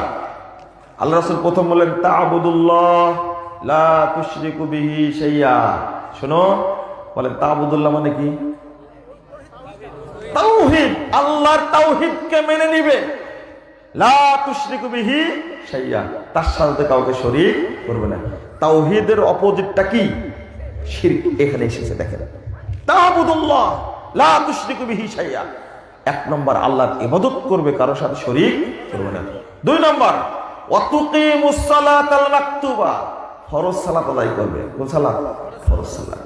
তাহলে আগেরটা ইবাদত বলতে কি? তাওহীদ। আল্লাহ বললেন আগে তাওহীদ না আগে সালাত? আগে তাওহীদ। রাসূল কি বলছেন এবার? আগে তাওহীদ না সালাত? আগে তাওহীদ, তারপরে সালাত। তুকিমুস সালাতাল মাকতুবা ওয়া তুআদ্দিজ যাকাতাল মাফরুজা, আর ফরজ যাকাত আদায় করবে। তাসুমু রমাদান, রমাদানের সিয়াম রাখবা। বুঝা গেছে? এই কথা বলা মাত্রই ওই বিদুইন ব্যক্তি কি, আপনারা তো অনেক কিছু জানেন, কিন্তু ওই বিদুইন কিছু জানতো? হায় হায় হায়, তিনি বলছেন, আল্লাহ রাসূল তাকে বলছে, তুমি তাওহীদ শিখো, তাওহীদ সম্পর্কে জানো। ফাআলাম আন্নাহু লা ইলাহা ইল্লাল্লাহ। আগে প্রথম তাওহীদ শিখতে হবে, আমরা জানি না। এই কথা বলার পরে আল্লাহ রাসূল কই সাহাবী বলছেন, আল্লাহি, আল্লাহর কসম করে বলছি, লা আযীদু আলা হাদা ওয়া লা আনকুসু মিনহু। আল্লাহ রাসূল, আপনি যা বললেন আমি এর কম করব না, বেশি করব না। লোকটি বলেই চলে যাচ্ছে, হাদিসে নাই লোকটি এসে সালাম দিয়েছেন, হাদিসে আছে? নাই। চলে যাচ্ছেন, সালাম দিয়েছেন তাও নাই, এত মূর্খ। রাসূল সাল্লাল্লাহু আলাইহি ওয়াসাল্লাম বলছেন, মান সাররাহু আইয়ান জুরা ইলা রাজুলিন মিন আহলিল জান্নাহ ফালয়ানজুর ইলা হাদা। ও সাহাবীরা, তোমরা একজন জান্নাতি মানুষকে দেখে কে খুশি হতে চাও? দেখো দেখো লোকটা জান্নাতে, দেখো। তাওহীদের বরকত দেখেন। উনি শুধু স্বীকৃতি দিয়েছেন, এই সাহাবী শুধু স্বীকৃতি দিয়েছেন, আল্লাহ, উনি যে কিছু জানতেন না তার প্রমাণ দেব। এই সাহাবী তিনি, যিনি মসজিদে এসে পেশাব করা শুরু করেছেন। কথা বুঝতে পারলেন? সাহাবীরা বাধা দিলেন, আল্লাহ রাসূল, এই থামো, পেশাব করো। আরে কি দয়ার নদী, থামো, পেশাব করো। পেশাব যখন শেষ হয়ে গেল, তখন আল্লাহ রাসূল সাল্লাল্লাহু আলাইহি ওয়াসাল্লাম তিনি এসে বললেন, দেখো এটা মসজিদ, এটা সালাতের জায়গা, কোরআন তেলাওয়াতের জায়গা, জিকির আজকারের জায়গা, এটা পেশাব করার জায়গা। ওই সাহাবী তিনি নিজেই বলছেন, মা রায়তু আহসানা মুআল্লিমান, আমি এত সুন্দর শিক্ষক কখনো দেখিনি। মা দরাবানি অমা শাতামানি অমা কাহারানি ওয়ালাকিন আল্লামানি, আমাকে তিনি মারলেন না, গালি দিলেন না, ধমক পর্যন্ত দিলেন না, বরং আমাকে শিক্ষা দিলেন। এবার সালাতে দোয়া করছেন, আল্লাহুম্মা আরহামনি ওয়া মুহাম্মাদান ওয়ালা তারহাম আহাদা। দোয়া করছেন, আল্লাহ তুমি আমার উপর রহম করো, আর মুহাম্মাদের উপর রহম করো, আর তার উপর রহম করো না। কথা বুঝতে পারলেন? আল্লাহ রাসূল বলছে, আরে তুমি তো দোয়াটাকে মানে সংকীর্ণ করে দিলে। যদি এই লোক শিক্ষিত হতেন তাহলে এই বলে দোয়া করতেন? দোয়া করছে আল্লাহর কাছে, আল্লাহ আমার উপর রহম করো আর মুহাম্মাদের উপর রহম করো, কারণ সবাই আমার সাথে খারাপ ব্যবহার করেছে, একমাত্র মুহাম্মদ আমার সাথে ভালো ব্যবহার করেছে। দেখছেন কি সুন্দর দোয়া করছেন। এই লোকটি জান্নাতে গেল, মূর্খ মানুষ, তাকে তাওহীদ শিখতে বললেন। আর আজকের মুরব্বীরা বলছেন তাওহীদ সম্পর্কে আলোচনা করলে আমরা কি বুঝবো? এটাই বুঝ। তাওহীদ না থাকলে কোন ইবাদত কবুল হবে না, এটা আপনাকে এক নম্বরে বুঝতে হবে। তাওহীদটা নির্ভেজাল হতে হবে, আকীদাটা সহিহ হতে হবে। আমাদের মধ্যে কারো আকীদা সহিহ না। ৭৩৭২ নম্বর হাদিস সহিহ বুখারী খুলুন। রাসূল সাল্লাল্লাহু আলাইহি সাল্লাম যখন মুয়াজকে ইয়ামানে পাঠাচ্ছিলেন, মুয়াজ রাদিয়াল্লাহু আনহুকে পাঠাচ্ছিলেন, আল্লাহ রাসূল বললেন, ইন্নাকা তাকতুমু আলা কওমিন মিন আহলিল কিতাব, হে মুয়াজ তুমি ইহুদি খ্রিস্টানদের দেশে যাচ্ছ, ফালিয়াকুন আউয়ালু মা তাদউহুম ইলা আইয়ুহিদুল্লাহ তাআলা, তাদেরকে প্রথম দাওয়াত দেবে তাওহীদের। কিসের? তাওহীদের দাওয়াত দেবে। ফাইদা আরাফু যালিক, ফাইদা আজাবু যালিক আও আতাউ যালিক, যদি তাওহীদের স্বীকৃতি দেয়, তাওহীদ যদি মেনে নেয়, ফা আখবিরহুম আন্নাল্লাহ আফতারাজ আলাইহিম খামসা সালাওয়াত ফি লাইলাতি ওয়া নাহারি, তাহলে ২ নম্বরটা বলবে যে আল্লাহ রাব্বুল আলামিন তোমাদের উপরে রাতে দিনে ৫ ওয়াক্ত সালাতকে ফরজ করেছেন। এবার বুঝতে পেরেছেন কথা? তাহলে যদি তারা স্বীকৃতি দেয় তাওহীদের, তাওহীদটা যদি মেনে নেয়, তাওহীদ মেনে না নিয়ে সালাত পড়ে কোনো কাজ হবে না। তাওহীদকে মেনে নেবেন কি করে? ইখলাসের সাথে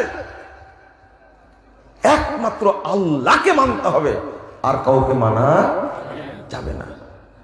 আত-তাওহীদ ফিল্লাহ, আত-তাওহীদ ফির রিসালাহ।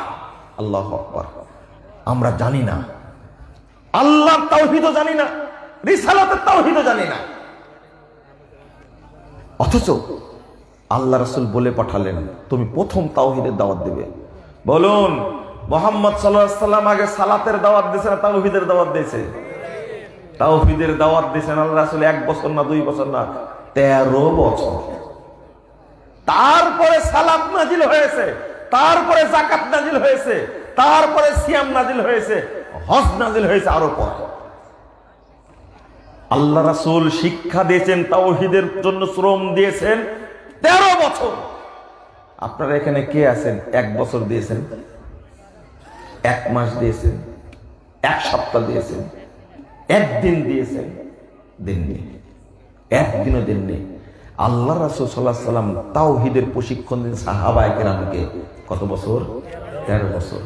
তা আমার আপনার তাওহীদের জ্ঞান অর্জন করা কতটা আবশ্যক আপনি কি বুঝতে পারলেন? একটা হাদিস শুনেন তাহলে বুঝতে পারবেন। আজকে শুধু মুসল্লি দেখা যায়, এরা কি মুসল্লি? এরা মুসল্লি না, এরা কি মুমিন? হ্যাঁ, ওই হাদিসটা কোথায় রাখবেন?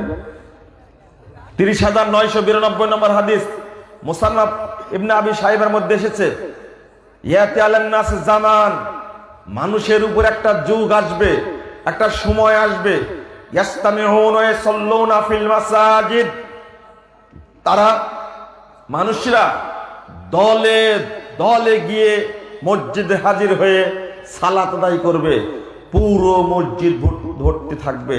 হাদিসটা বুঝেন তো দেখি, পুরো মসজিদ মুসল্লি দ্বারা ভর্তি থাকবে, তারা মসজিদে গিয়ে দলে দলে গিয়ে সালাত আদায় করবে।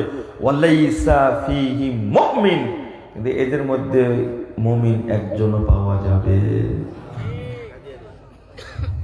আপনারা কারা তাহলে? আপনারা তো সালাত আদায় করেন। ইমাম আহমদ বিন হাম্বল রাহিমাহুল্লাহ 241 হিজরির পূর্বে বলে গেছেন, লাউ সাল্লাইতা ফি মিয়াতি মাসজিদিন মা রাআইতা ইউসাল্লুনা আলা মা জা নবী সাল্লাল্লাহু আলাইহি ওয়াসাল্লাম ওয়া আসহাবু, তুমি যদি 100টি মসজিদে সালাত আদায় করো, কোন মসজিদে রাসূলের সালাত পাবে না, সাহাবীদের সালাত পাবে না। আমি বুঝাতে চাচ্ছি, শুধু মুসল্লি সালাতি আদায় করছে, ওর মধ্যে কি নাই? ঈমান নাই। এবার প্রশ্ন করি আপনাদেরকে, উত্তরটা ভালো করে দিবেন, বুঝে উত্তর দিবেন।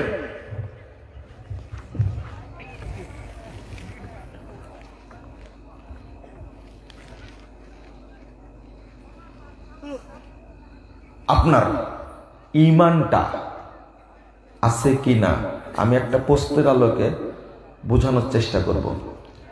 বলেন তো, অ্যাকাউন্ট খোলা না থাকলে টাকা জমা হয়? হবে?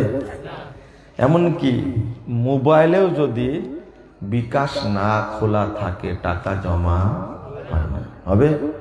মনে করেন আপনার ছেলে সেই আমেরিকায় থাকে, টাকা পাঠায় আপনার নামে, যদি অ্যাকাউন্টে ভুল থাকে, একটা ডিজিট ভুল থাকবে, টাকা ঢুকবে? যদি 1 কোটি টাকা পাঠায় তাও ঢুকবে না? ঢুকবে না। এই জিনিসটা এত সহজে বুঝলেন, আকীদা না থাকলে যে নামাজ হয় না, এটা বুঝেন না কেন? রাসূল সাল্লাল্লাহু আলাইহি ওয়াসাল্লাম বলেছেন, ইন্নামাল আমাল বিন্নিয়াহ, যাবতীয় আমল নির্ভরশীল কিসের উপরে? আকীদা। আকীদা কবুল হলে, আকীদা সত্য হলে, আকীদা সহি হলে আপনার আমল কবুল হবে। অর্থাৎ তাহলে বোঝা যাচ্ছে, আচ্ছা একজন লোক আপনার এলাকায় আছে, মসজিদ তৈরি করে দিয়েছে অনেকগুলি, ও তাহাজ্জুদ পড়ে, রোজাও রাখে, কিন্তু এই হিন্দু, কি হিন্দু, কবুল হবে না কেন? ও, আকীদা ঠিক নাই, তাওহীদ নাই, তাই না? তো কেন কাজে লাগবে না? আল্লাহ যে বলছেন, ফামাইয়ামাল মিসকালা যাররাতিন খায়রান ইয়ারা ওয়া মাইয়ামাল মিসকালা যাররাতিন শাররান ইয়ারা, যে ভালো আমল করবে, যে খারাপ আমল করবে, সবই কিয়ামতের মাঠে পাবে। পাবে না? তো মসজিদ তৈরি করা ভালো কাজ না? পাবে না কেন? হ্যাঁ, সালাত নাই, কি বলেন? সালাত যে পড়ে বললাম যে,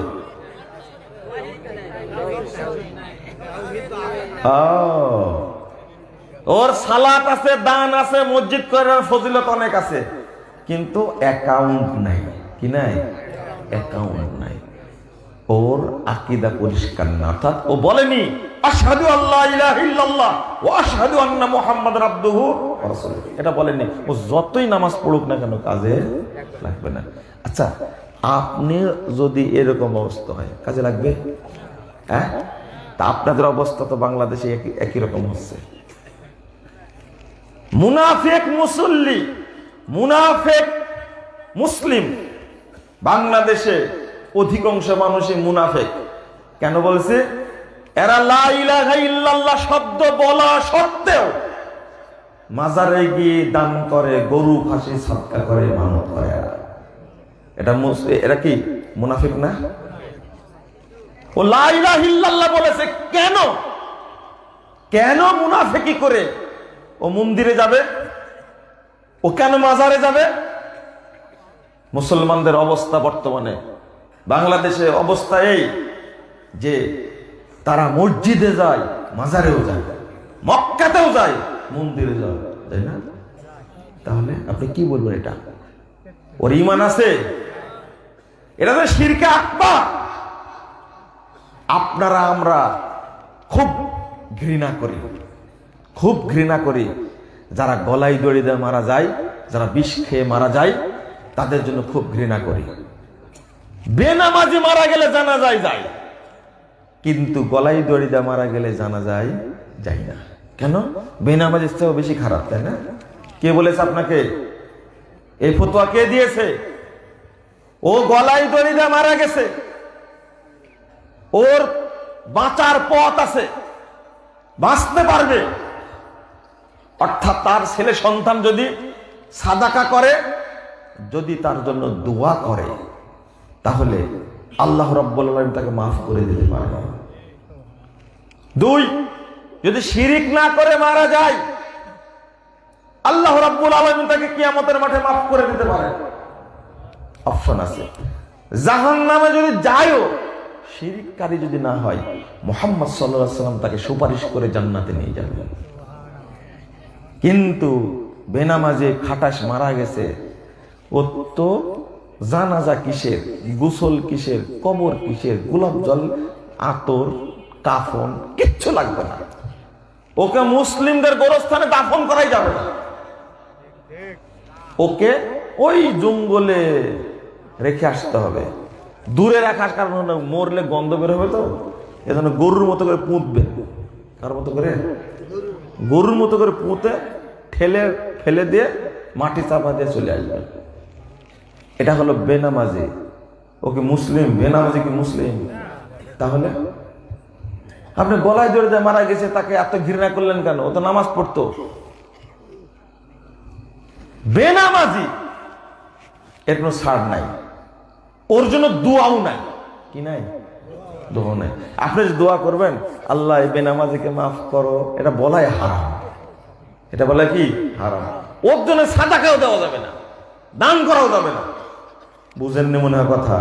নতুন নতুন লাগছে, একবার কুরবানি করে দেব ইনশাআল্লাহ, কুরবানি করে দেব। আপনার ভিতরে মাজার পূজার স্বাদ আছে, কবর পূজার স্বাদ আছে, পীর পূজার স্বাদ আছে। আপনার ভিতরে তাগুতের প্রতি মহব্বত আছে, আপনার ভিতরে ঈমান নাই। এবার হিসাব করে দেখেন আপনি। আমি যে বললাম, হাদিসটা পড়ে যে বললাম, মানে মসজিদ ভর্তি মুসল্লি থাকবে, কিন্তু একজন ঈমানদার থাকবে না। এরা কারা? এরা কারা? ঈমানদার থাকবে না, ভর্তি মুসল্লি। আপনি বলতে পারেন এরা মুসলিম? এরা কি মুসল্লি? মুসল্লি তো ঈমানদারই না, তো মুসলিম কি? ঈমানদারই না, মুসলিম কেমনে হলো? কিভাবে? সূরা ইউসুফ 106 নম্বর আয়াত খুলুন। আল্লাহ বলতে, ওয়া মা ইউমিনু আকসারুহুম বিল্লাহ ইল্লা ওয়া হুম মুশরিকুন। অধিকাংশ মানুষ ঈমান আনা সত্ত্বেও মুশরিক। আমার কথা এটা বললাম? আমার কথা? আল্লাহর কথা। ওয়া মা ইউমিনু আকসারুহুম বিল্লাহ ইল্লা ওয়া হুম মুশরিকুন, আল্লাহ বলেছেন। এবার ভাগ করেন আপনারা, বাংলাদেশে যারা আছে তারা একটু চিন্তা করে দেখুন, যারা ধর্মের নামে মাথায় পাগড়ি দিয়ে, গায়ে আলখেল্লা পরে, বিশাল মুখে দাড়ি নিয়ে মাজার পূজা করে, পীর পূজা করে, এদের সংখ্যা কম না বেশি? বেশি। যারা রাজনীতি করে, যারা রাজনীতি করে, তারা শিরিক করে না? শিরিক করে, শুধু শিরকের চাষ করে, উৎপাদন করে, শিরিক করে। তাহলে যারা প্রচলিত তথাকথিত রাজনীতির সাথে জড়িত, বলেন তাদের সংখ্যা কম না বেশি?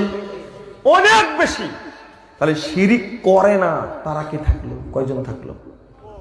ধর্মের নামে শিরিক করে না, তরিকার নামে শিরিক করে না, মাযহাবের নামে শিরিক করে না, রাজনীতির নামে শিরিক করে না, এদের সংখ্যা খুবই কম। যেদিন বুঝাতে পারবো মাজার পূজা যেমন শিরিক হারাম, কবর পূজা যেমন শিরিক হারাম, পীর পূজা যেমন শিরিক হারাম, ঠিক তাগুত পূজা যে হারাম, এইটা যেদিন বুঝাতে পারবো সেই দিন বাংলাদেশে রহমত নাজিল করবেন আল্লাহ ইনশাআল্লাহ। কারণ আপনি নামাজ পড়ে কি করবেন? আপনার আকীদা ঠিক নাই, আমল ঠিক নাই, আপনি বললেই হলো? আগে আকীদা ঠিক করুন। আপনাকে বলতে পারতে হবে, এই জিনিসটা আপনি বলতে পারতে হবে। আচ্ছা, ওযু আছে কার এখানে? এখন ওযু আছে, এই যে এই ভাই হাত তুলেছে, ওযু আছে মানে নিঃসন্দেহে ওযু আছে, মানে ওযু ভঙ্গের কোনো কারণ ঘটেনি, পেশাব করেনি, পায়খানা করেনি, বায়ু নশ্বরণ হয়নি। আমি দ্বিতীয় প্রশ্ন করি, আপনি মুমিন বলেন তো? কে হাত তোলেন? মুমিন আপনি? একবার নিশ্চিন্তে হাত তোলেন তো দেখি। কারো সাহস আছে? এটাই পার্থক্য, এটাই পার্থক্য। ওযু আছে, কয়েকজন হাত তুলেছে। আমি যখন বলি ঈমান আছে, কি হাত তোলার সাহস আর হয়নি। কেন হয়নি জানেন? ওযু ভঙ্গের কারণ জানে, তাই বলছে কি ঘটে নিয়ে যেন আমার ওযু আছে।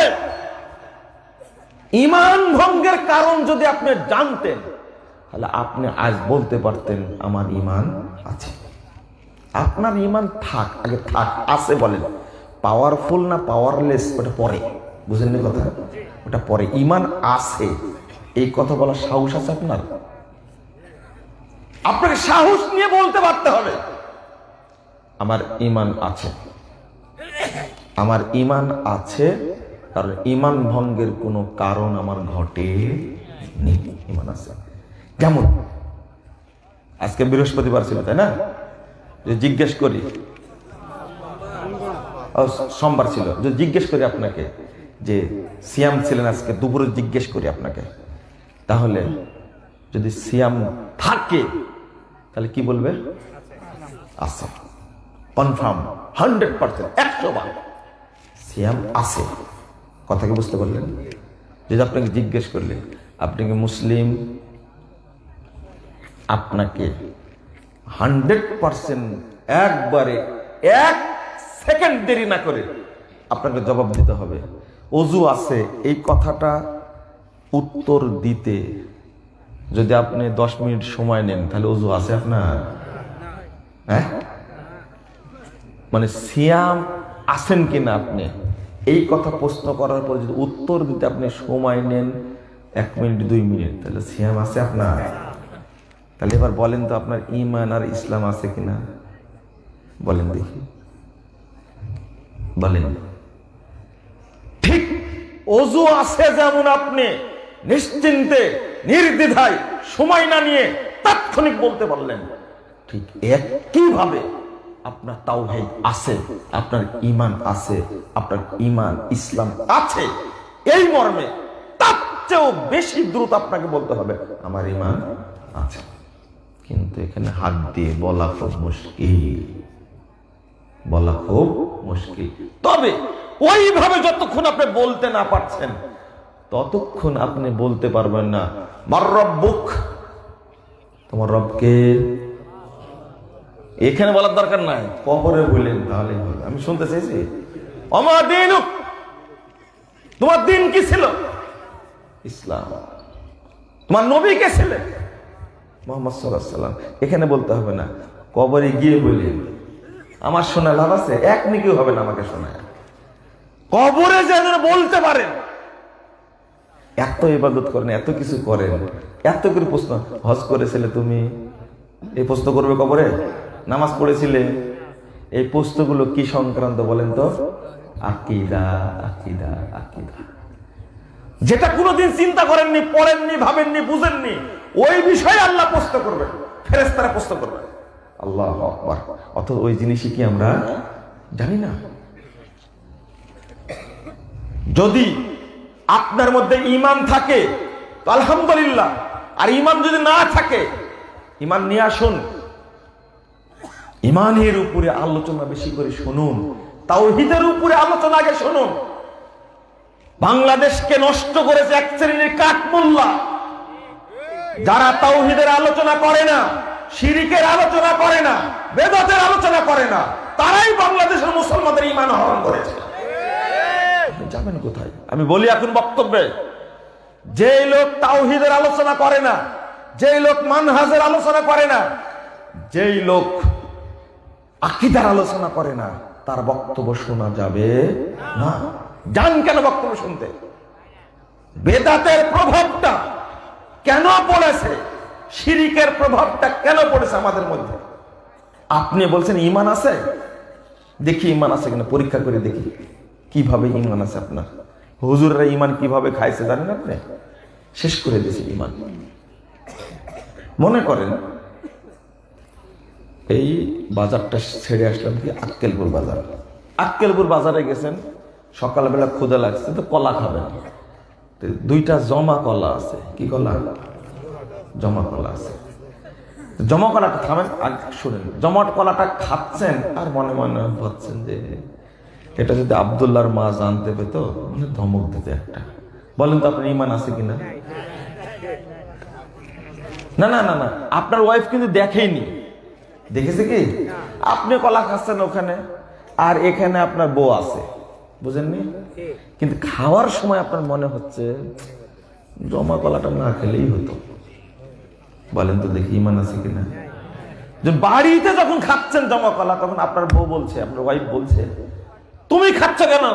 ওর দাদাক দাও না, ওর দাদিক দাও। বলেন তো আপনার ওয়াইফের ঈমান আছে নাকি? আছে?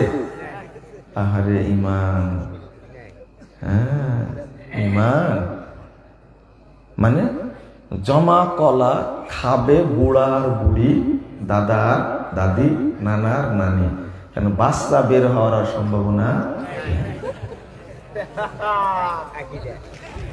জমা কলার পাওয়ার কত চিন্তা করছেন আপনি? মানে মক্কা থেকে শিরিক নিয়ে এসে খাইছে, বুঝেননি? শিরিক নিয়ে এসছে মক্কা থেকে, জানেন না? ওই যে মরিয়ম ফুল, হাই রে, মহিলারা যাদের বাচ্চা হয় না তারা যে কি খায়, গু গোবর থেকে শুরু করে যা আছে, কবিরাজ যা বলবে, ডাক্তার যা বলবে, গ্রামের লোক যা বলবে, মহিলা যা বলবে সব খাবে, এরপরেও বাচ্চা হয় না। আর জামা কলার পাওয়ার এত বেশি, একটা খেলে নাকি ডবল বাচ্চা হবে। চিন্তা করছেন?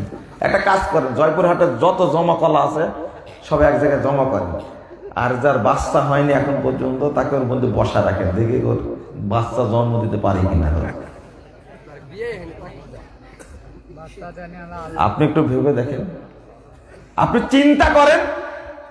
আস্তাগফিরুল্লাহ, আপনার ঈমান পরীক্ষা করে দেখে শুধু কলা কলা দিয়ে ঈমান বিক্রি করেছে, আর আপনি ব্যবসা করতে গিয়ে ঈমান বিক্রি করেছেন। বলবো, আপনি সারের দোকান করেছেন, মনে করেন কিসের? সারের দোকান।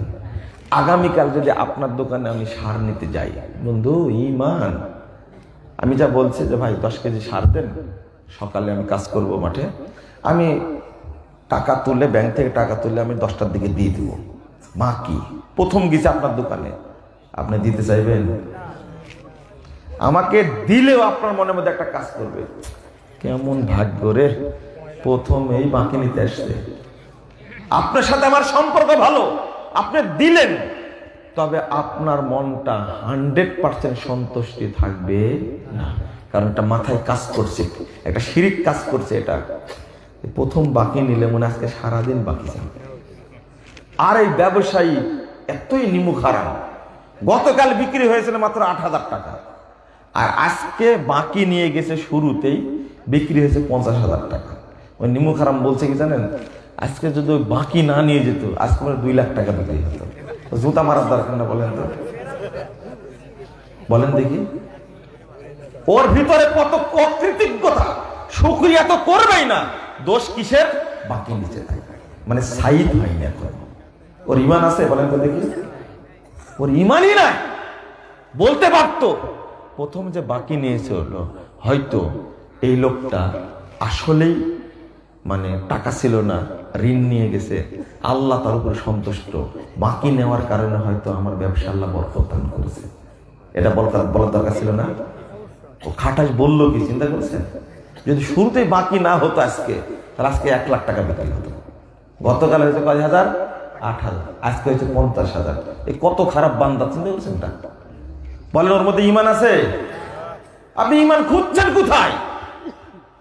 ও রিকশাওয়ালা, তুমি আজকে রিকশা চালাতে গিয়ে প্রথম ভাড়াটা পাওয়ার পরে চুমু খেয়েছো টাকাটাতে। ভ্যান চালক, ও ভ্যান চালক, তাহলে হুজুরের মধ্যে তো নাই ইমান, ব্যবসায়ের মধ্যেও নাই, আর কলাখোরের মধ্যেও নাই, ভ্যান চালকের মধ্যেও নাই, কি রিকশা চালকের মধ্যেও নাই। করে এরকম, মানে টাকা প্রথম পাওয়ার পরে এইভাবে একবার ভ্যানের ওইটা সামনেটা কি বলে এটা, হ্যাঁ, হ্যান্ডেলে ঠেকাবে, পকেটের মধ্যে দেবে, একবার তাকাবে, পকেটের মধ্যে রেখে দেবে, মানে টাকা বাচ্চা পারবে। প্রথম যে ভাড়া মারছে তো টাকার কি হবে? বাচ্চা হবে। ও ভ্যান চালক, তোমার ইমান নাই, টাকাকে তুমি মাবুদ বানাইছো, টাকাই বরকত দিবে। আর ব্যবসায়ীকে মানে সাইড মানে বৌনি কি দিবে? লাভ ক্ষতির মালিককে। আরে ব্যবসা, সন্তানদার মালিক হয়ে গেছে এখন কি বললাম। মরিয়ম ফুল, হাজি সাহেব মরিয়ম ফুল মক্কা থেকে বহন করে নিয়ে আসছে, যার বাচ্চা হয়নি তার কাছে বিক্রি করার জন্য। ওই হাজি হজ করতে গেছিল, শিরিক কিনতে গেছিল, মক্কার মাটি কিনে নিয়ে এসে বাড়িতে রেখে দিছে। বাড়িতে মাটি রেখে দিলে জীবনে কোনোদিন ইবলিশ শয়তান ঢুকতে পারবে না, এই বিশ্বাস নিয়ে এসে মাটি রেখে দিছে আপনাকে। ইমান তো সব সময় বিক্রি করছেন, ইমান নষ্ট করছেন। আপনার বাড়িতে গেলে দেখা যাবে বুড়ি আছে, বুড়ি বুঝেন? বাংলাদেশে যত বুড়ি আছে, বুড়ি, দাদি, নানি, এই বুড়ি হলে এক একটা শিরকের ফ্যাক্টরি। এই করলে এই হয়, সেই করলে সেই হয়, ইত্যাদি। এত বুদ্ধি ওর আছে। অমাবস্যার রাত কোন দিনে কি হয় সব মুখস্থ, পূর্ণিমা কোন দিন সব মুখস্থ আছে এই বুড়ি। আর বুড়া যেগুলো, খুব তো হাসলেন, বুড়া যারা সবগুলো বেদাতের ভাষা, মসজিদে গিয়ে বেদাত করে। আজকে বেদাত সম্পর্কে তো বললাম না, আর একদিন আসলে বেদাত সম্পর্কে ভালো করে বলে দেব। আজকে আপনাদের শেষে বলতে চাই একটি বিষয়, আমি বক্তব্য শেষ করব। যে আলোচনাটা করলাম, যদি নেকি হয়, নেকি পাবো ইনশাল্লাহ। আমরা দোয়াটা পড়লে কি হবে? জমা হবে ইনশাল্লাহ। না উঠে যাবেন আগেই, কবলা ইয়াকুমও বলেছি, উঠার আগেই, শেষে না। আলোচনা অনেক করেছি তো, 12:30 পার হয়ে গেছে তো না। আলহামদুলিল্লাহ, আপনাদের প্রতি আমি কৃতজ্ঞ। আমি বিশ্বাস করিনি যে এত রাত পর্যন্ত আপনারা আলোচনা শুনবেন। মনে করেছিলাম যে আপনারা এই 11:30 বাজতে বাজতে আপনারা শেষ চলে যাবেন, কিন্তু অনেক সময় শুনলেন। আলোচনা যেটা করলাম সেটা যেন অবশ্যই আপনার মনে থাকে ইনশাল্লাহ। মনে থাকবে তো? শিরিকটাকে ভয় করবেন, আর এই বেদাতে আমলকে কি করবেন? ভয় করবেন। আর সেটা যেটা বলতে চাচ্ছিলাম, বাংলাদেশের যারা শিরিকের এজেন্ট, আমার দুঃখ এবং কষ্ট একটাই, বাংলাদেশের যে সমস্ত জায়গা থেকে বেদাত উৎপাদন হয়, শিরিক উৎপাদন হয়, ওই সমস্ত জায়গাতে মানুষ বেশি বেশি দান করে না, দুর্নীতি করে 10 কোটি টাকা, আর ফকিরের দরগায় দেয় 1 কোটি টাকা। মনে করে দুর্নীতিটাকে সব মাফ হয়ে গেছে। বাংলাদেশের মাজারগুলো এত তাজা কেন? তাজা থাকার কারণ হলো বাংলাদেশের এলিট শ্রেণীর লোকেরা, হারামখোররা দুর্নীতির টাকা নিয়ে গিয়ে দান করে মাজারে, বাবাকে সন্তুষ্ট করার জন্য। এটা শিরিক না? হাইকোর্ট রায় দিয়েছে রাজারবাগের পীরের আস্তানা বন্ধ করে দাও। আমি বলি তাওহীদ সংরক্ষণ করার জন্য, ঈমান সংরক্ষণ করার জন্য বাংলাদেশের সব মাজার এবং খানকা, পীরের আখড়াগুলো সব বন্ধ করে দিতে হবে। যদি বন্ধ করে দেওয়া যায়, ইনশাআল্লাহ বাংলাদেশের মানুষের ঈমান রক্ষা হবে। যারা কমিউনিস্ট, যারা নাস্তিক, তারা কখনো কবরে বাড়ে যায় না। যারা টুপিওয়ালা, যারা ধর্মভীরু, তারাই কেবল যায় কোথায়? মাজারে যায়। প্রতিদিন কোটি কোটি মানুষের ঈমান নষ্ট করছে। অর্থাৎ ঈমান সংরক্ষণ করার জন্য উচিত হবে মাজারগুলো সব কি করে দেওয়া, বন্ধ করে দেওয়া। আর তরুণ ভাইদেরকে বলবো, আপনারা চেষ্টা করবেন যে কোনো মূল্যে দাওয়াতি কাজ বেশি বেশি করার। আল্লাহ যেন আমাদের সেই তৌফিক দান করেন, আল্লাহুম্মা আমিন। কিছু প্রশ্ন আছে, আমি প্রশ্নের উত্তর দিব, তবে দোয়াটা আগে পড়ে নিব, না হলে অনেকে চলে যেতে পারেন। আমার সাথে দোয়াটা পড়েন। ও একটা ঘোষণা, আপনারা এখন তো এত প্রশ্নের উত্তর দিতে হবে না, আমি আস্তে আস্তে দেওয়ার চেষ্টা করছি, একটু থামেন তো, না থামো। আপনি আপনাদেরকে বলবো একটা জিনিস, সেটা হলো দাওয়াতি কাজ আল্লাহর রাস্তে আপনারা বেশি বেশি করার চেষ্টা করুন ইনশাআল্লাহ। আজকে আলহামদুলিল্লাহ কিছু কাজ হচ্ছে, তরুণরা সচেতন হচ্ছে আলহামদুলিল্লাহ, আগামী দিনে আরো সচেতন হবে ইনশাআল্লাহ। এই যে যতগুলো পোস্ট করেছেন আপনারা, এই পোস্টগুলো অধিকাংশ হয় শিরিক বিদআত অথবা সালাত সম্পর্কে অথবা পবিত্রতা সম্পর্কে। আমরা যে বইটা আপনাদেরকে দিয়েছি প্রস্তুতের আরকানুল ইসলাম, এটা জানেন আপনারা? জানেন তাই না? 1330টা বই দেখাচ্ছে আবার, রাখেন দেখেন, 1330টা প্রশ্ন আছে ওর মধ্যে। বোর্ডে যদি না পান আমাকে জিজ্ঞেস করেন, এই প্রশ্ন উত্তর নাই, তখন আমরা দিব, আর একটা দিব ইনশাল্লাহ, খুব তাড়াতাড়ি অপেক্ষায় থাকেন। তো আপনাদের বলবো যে একটু পড়ে বোঝার চেষ্টা করবেন, তাহলে মনে বেশি মানে কি আসার হয়। এটা আমাকে কষ্ট দেন না, গতকালকে প্রস্তুত দিতে অনেক টাইম লেগেছে। দোয়াটা পড়েছে কি? সুবহানাকা আল্লাহুম্মা ওয়া বিহামদিকা আশহাদু আল্লা ইলাহা ইল্লা আনতা আস্তাগফিরুকা ওয়া আতুবু ইলাইকা। মসজিদের ভিতরে কাতারের মাঝখানে যদি পিলার থাকে তাহলে নামাজ হবে কি? না, ওখানে দাঁড়ায় সালাত পড়া যাবে না। কথা বোঝা গেছে? মসজিদের পিলার রেখে পিলারের মাঝখানে কাতার করা যাবে না, হাদিসে নিষেধ আছে। চালের বস্তা বাকিতে লাভে বিক্রয় করা যাবে কি? বেশি লাভে? না, বেশি লেখেনি। জি, বাকিতে এক দাম আর নগদে আরেক দাম, এটা করা যাবে। আমরা একটা লম্বা ফতোয়া দিয়েছি, আপনারা দেখে নেবেন। তবে এখানে কোনো মধ্যসত্ত্ব ভোগে ঢুকবে না। মনে করেন দোকানদারের কাছ থেকে আপনি মোটরসাইকেল নিচ্ছেন, আপনার মাঝে আর দোকানদারের মাঝে চুক্তি হবে, কিন্তু ব্যাংক আপনাকে কিনে দিবে আর টাকাটা ব্যাংক খাবে, এটা হারাম। অনেকে ওষুধ নেশা হিসাবে গ্রহণ করে, কিন্তু দোকানদার মানব সেবা হিসাবে ওই ওষুধ বিক্রি করে না। নেশা হিসাবে বিক্রি করা যাবে না, নেশাদার জিনিস বিক্রি করা যাবে না। যারা বিড়ি খায় আর যারা বিক্রি করে একই সমান। হাত তুলে মোনাজাত করার পরে মুখমণ্ডল মাসা করা যাবে কিনা? না, যাবে না। হাত তুলে দোয়া করার পরে হাত মুখে মাসা করবেন না। বেতের সালাতের পরে কুনুত পড়ে মুখে মাসা করবেন না। মৃত ব্যক্তিকে জানাজার সময় সামনে রেখে কোনো রাজনৈতিক ব্যক্তি কিংবা মাতবর শ্রেণীর ব্যক্তির বক্তব্য দেওয়া যাবে কি? না, যাবে না। শুধু মাইয়াতের অভিভাবক বলবে, ঋণ থাকলে আমাকে জানাবেন, ভুল ত্রুটি থাকলে মাফ করবেন, ইমাম জানাজা পড়ায় দেবে।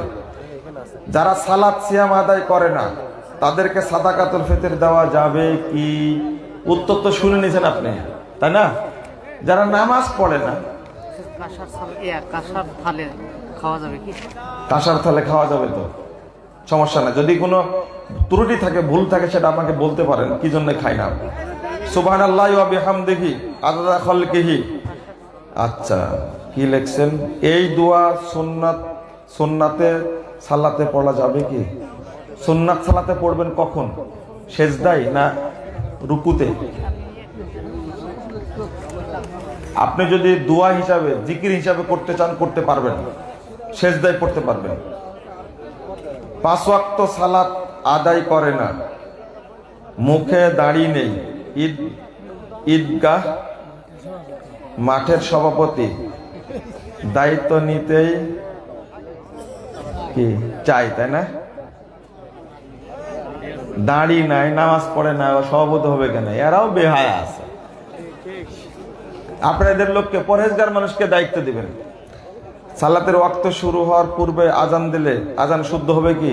নামাজও হবে না, আজানও হবে না। এখন অ্যাপস আছে অনেকগুলো, তারপরে ক্যালেন্ডার আছে, মোবাইলে আছে। আপনারা জাস্ট আজানের ওয়াক্ত হলে আজান দিবেন, সব মসজিদে ক্যালেন্ডার আছে, কিন্তু কেউ শোনে না। না না না, আজান দিলে ইচ্ছা করে যদি কেউ 1 মিনিট 2 মিনিট আগে আজান দেয়, আজান হবে না। এটা ইচ্ছা করে, তখন ওয়াক্তই হয়নি। আর ওয়াক্তের আগে সালাত পড়লে সালাত বাতিল।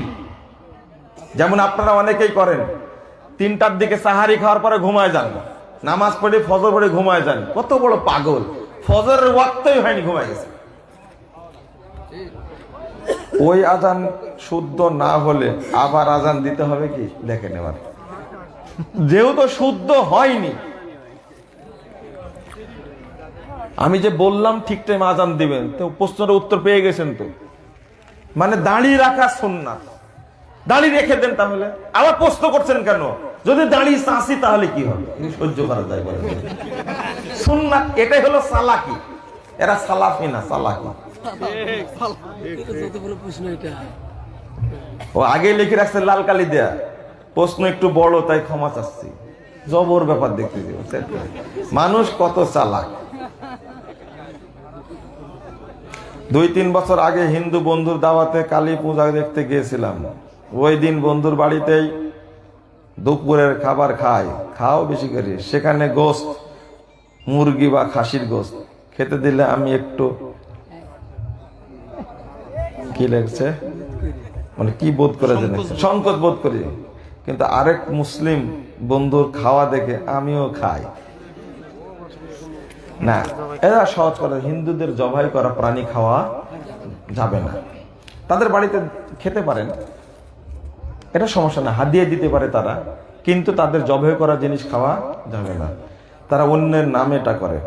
আমার বয়স 24 বছর, কিন্তু আমি নামাজ পড়ি নাই আগে। আমার মনে হয় আমি কিছুদিন আগে থেকে নামাজ পড়ছি। মনে হবে কেন? আপনারা তো জানেনই তো আমার নামাজ মাফ হবে কিনা। নামাজ যেহেতু তো তওবা করে নেবেন, আল্লাহ ক্ষমা করবেন। কিন্তু রোজা আর যাকাত, অর্থাৎ রোজা করেননি আপনি আগে, হ্যাঁ, এই রোজা আপনাকে করাই লাগবে। যদি আপনি মুসলিম মনে করেন যে আমি এর আগেও মুসলিম ছিলাম, তো রোজা মনে করেন 10 বছর বাদ দিয়েছেন আপনি, আছে না এরকম? এই 10 বছর রোজা আপনাকে করা লাগবে, ফিদিয়া দিলে চলবে না। আর যদি মনে করেন আমি মুসলিম ছিলাম না, এখন সালাত পড়ে মুসলিম হয়েছি, তাহলে আপনি আগের গুলো করেন না, যেহেতু আগে মুসলিম ছিলেন না। আমার কথা কি বুঝতে পারলেন? জাকাত দেননি আগে, 20 বছর জাকাত দেননি, কোটি কোটি টাকার মালিক আপনি। যদি মুসলিম না মনে করেন, তাহলে আগের জাকাত দেওয়ার দরকার না। আর যদি আপনি মনে করেন মুসলিম ছিলাম, তাহলে ওই 20 বছরের জাকাত দেওয়া লাগবে। জাকাত যখন থেকে ফরজ হয়ে জাকাত দেওয়া লাগবে, এখানে ছাড় নাই শরীয়তে।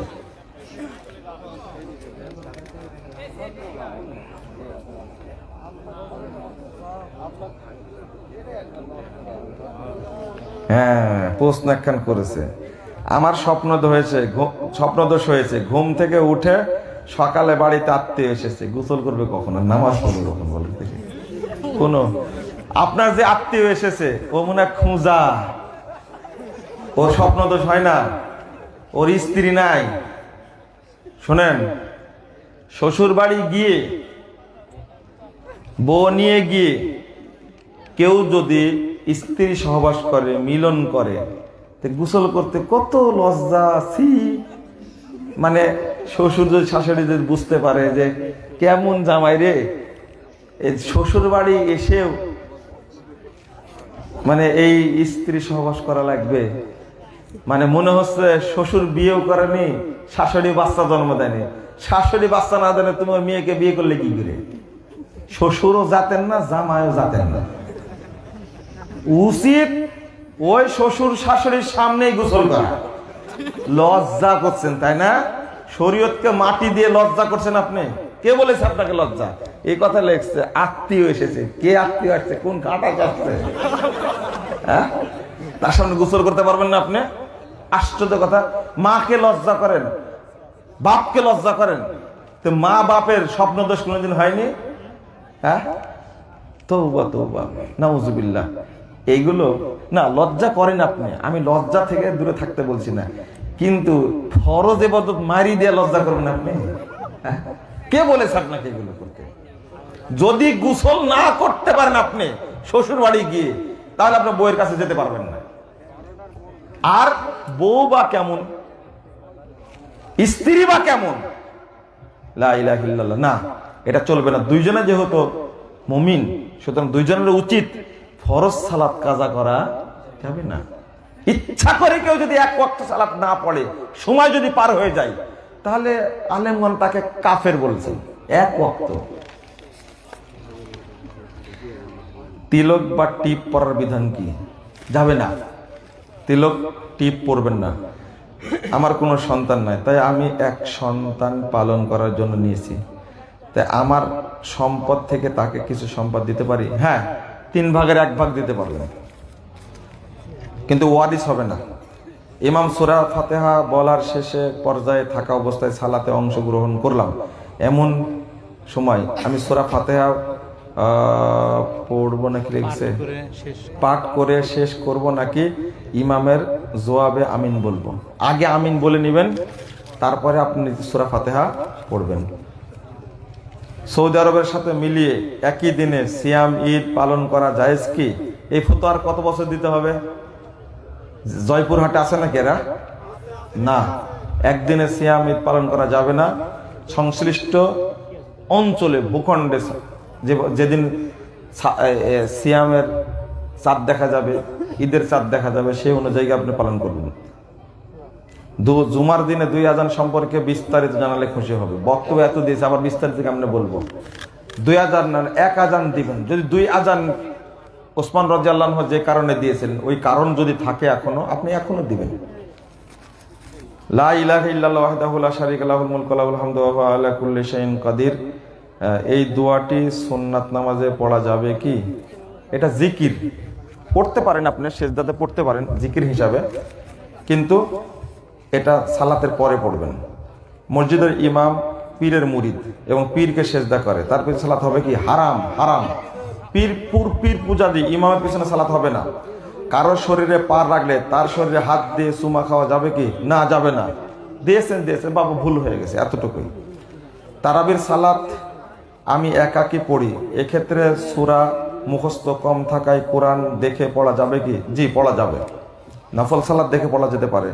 আমাদের নামাজে প্রচলিত আছে কট কি, অর্থাৎ কয়েক বছর চুক্তি হিসাবে টাকা নেয়, এটি জায়েজ কিনা? কটকবলা হারাম, জায়েজ নাই। অনলাইনে অর্থ উপার্জন করা যাবে কি? যাবে, যদি এটা জায়েজ কোনো মাধ্যম হয় তাহলে যাবে। মাইয়েতকে দাফন করার পর সম্মিলিতভাবে দোয়া করা যাবে কি? এটা বেদাত, পচা বেদাত, করবেন না। ফরজ সালাতের পরে সম্মিলিত দোয়া করা যাবে কি? এটা তো বললামই তো। ইমামের কেরাত কিছু আয়াত পড়ার পর আটকে গেলে করণীয় কি? ইমাম সেজদায় চলে যাবে, রুকুতে চলে যাবে, কোনো সমস্যা নাই। এর জন্য সৌসেজদা দিতে হবে না। পরিবারে কেউ হয় সালাত পড়ে না, শুধু আমি একা পড়ি, আমার সালাত হবে কি? কেমন প্রশ্ন বলেন? আপনার সালাত তো হবেই, ইনশাল্লাহ হবে। ঈদের সালাতে তাকবীর বা প্রথম রাকাত ছুটে গেলে আমি কি করব? যে আপনি আর রাকাত পড়ে নেবেন। হিন্দুদের কলকি আর আমাদের নবী মুহাম্মদ সাল্লাল্লাহু আলাইহি ওয়াসাল্লাম কি একই ব্যক্তি? আপনি ইসলাম গ্রহণ করেছেন, আপনি নবী মুহাম্মদ সাল্লাল্লাহু আলাইহি ওয়াসাল্লামের কি উম্মত হওয়ার সুযোগ পেয়েছেন, এই জন্য আপনারা শুকরিয়া আদায় করুন আল্লাহর। কথা বোঝা গেছে? সূরা ফাতিহা না পড়লে সালাত হয় না, তবে কি রুকু পেলে কেন রাকাত হয়? এটা শরীয়ত, আপনি যুক্তি দিচ্ছেন কেন? আল্লাহ রাসূলের কাছে এক ব্যক্তি এসেছিলেন যে আমি কোন সূরা মুখস্থ করতে পারি না। আল্লাহ রাসূল বললেন সুবহানাল্লাহি আলহামদুলিল্লাহি ওয়া লা ইলাহা ইল্লাল্লাহু আল্লাহু আকবার, এটা পড়বে। ওকে সূরা ফাতিহা পড়তে বললেন, তোর নামাজ হবে না? এটা একটা অবস্থা। রুকু পেলে রাকাত হয়, হাদিস এসেছে, আপনি আমল করবেন, শেষ। কেউ যদি দাঁড়া থাকা অবস্থায়, হাত বাঁধা অবস্থায় সূরা ফাতিহা না পড়ে ইচ্ছা করে, তাহলে তার সালাত হবে না। আচ্ছা, নামাজে কাতারে চেয়ার সেট করে নামাজ পড়ার সময় কাতার সোজা না হলে অথবা নামাজ শুরু হওয়ার পরে চেয়ারের পিছনে দাঁড়ানো ব্যক্তি চেয়ারের কারণে সিজদা দিতে সামান্য সমস্যা হলে কি করবে? সমস্যা কেন হবে? চেয়ারের পিছনটা রাখতে হবে কাতার বরাবর, তাহলে তো সমস্যা হওয়ার কথা না। আর যারা বলে যে আমার শ্বশুর পালসার গাড়ি এমনি দিয়েছে আমাকে, হ্যাঁ, আমি বলি এটা আল্লাহকে বুঝায়েন, আমাকে বুঝাতে হবে না শ্বশুর এমনি দিয়েছে কিনা। তো যারা সারাদিন দৌড়ে বেড়ায় এসে চেয়ারে বসে সালাত আদায় করে তারা যেন আল্লাহকেই বুঝায়, হ্যাঁ, যে আল্লাহ আমি অক্ষম অবস্থায় চেয়ারে বসে সালাত আদায় করছি। আগে মসজিদে এত চেয়ার থাকতো, চেয়ারের জন্ম হয়েছিল, কিন্তু মসজিদে চেয়ারে বসে সালাত আদায় করার এই অভ্যাসটা ছিল না, আর এখন বেশি হয়ে গেছে। একান্তই রুগী পারেই না, সে বসে সালাত পড়ুক, কিন্তু সারাদিন ঘুরে বেড়াচ্ছেন আপনি নেংটি মেরে, আর সালাত এসে চেয়ারে পড়ে বসছেন। হায় হায় হায়। বিভিন্ন নতুন মসজিদ নির্মাণ বা পুরাতন কোনো মসজিদ সংস্কার উদ্দেশ্যে বিভিন্ন ব্যবসা প্রতিষ্ঠানে বিশিষ্ট ব্যক্তিগণ শো করে কালেকশন অথবা লোক ভাড়া করে রাস্তায় রাস্তায় যানবাহন হতে কালেকশন, এটা করবেন না। যানবাহন হতে ভিক্ষা করে মসজিদ তৈরি করার দরকার নেই। সূরা সাজদার 7-8 নং আয়াতের ব্যাখ্যা কি রে ভাই? সূরা সাজদার 8 নং আয়াত, আদম আলাইহিস সালাম কি মাটি হতে সৃষ্টি? ও এই প্রশ্নের উত্তর, সাধারণ মানুষ কি বীর্য হতে সৃষ্টি? ঈসা আলাইহিস সালাম মা হাওয়া কি উপাদানে সৃষ্টি? কোরআনের আয়াত। আল্লাহ বলেছেন আদমের মতোই ঈসা আলাইহিস সালামকে কি করা হয়েছে? সৃষ্টি করা হয়েছে। তাদের মধ্যে মূল উপাদান আছে কি? মাটি। এই জন্য সবাই কিসের তৈরি? মাটির তৈরি।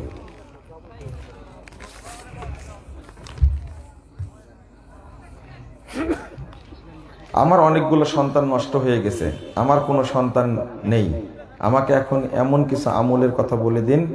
আপনি বেশি আস্তাগফিরুল্লাহ পড়বেন, ক্ষমা চাইবেন বেশি বেশি, ইনশাআল্লাহ আল্লাহ সন্তানের ব্যবস্থা করে দিবেন। বেতের সালাতের দোয়া কুনুতে সঠিক স্থান কোনটি? রুকুর আগে পড়াটাই বেশি সহি। কুনুতের বেতের কুনুত রুকুর আগে পড়াটাই বেশি সহি, তবে রুকু থেকে উঠার পরেও কুনুত পড়া যাবে। আল্লাহ তাআলা কোরআনে সূরা বাকারা 256 নং আয়াতে বলেছেন, যে ব্যক্তি তাগুতকে অস্বীকার করে। প্রশ্ন হলো আমরা তাগুতকে চিনব কি করে? আমার একটা বক্তব্য আছে তাগুতের পরিণাম, একটু শুনে নেন বক্তব্যটা। সম্মিলিত মোনাজাত। শুক্রবার মসজিদে খুতবা দেওয়ার সময় ইমাম সাহেব মাঝে মাঝে বলে ওঠেন, জোরে বলেন সুবহানাল্লাহ। এটা বলা যাবে কিনা, তাই না? মুক্তাদি এমনি বলবে, যদি সুবহানাল্লাহ বলার মতো কথা হয় মুক্তাদি এমনি বলবে। জোর করে বলেন কি? বলেন সুবহানাল্লাহ। এটা ঠিক নাকি?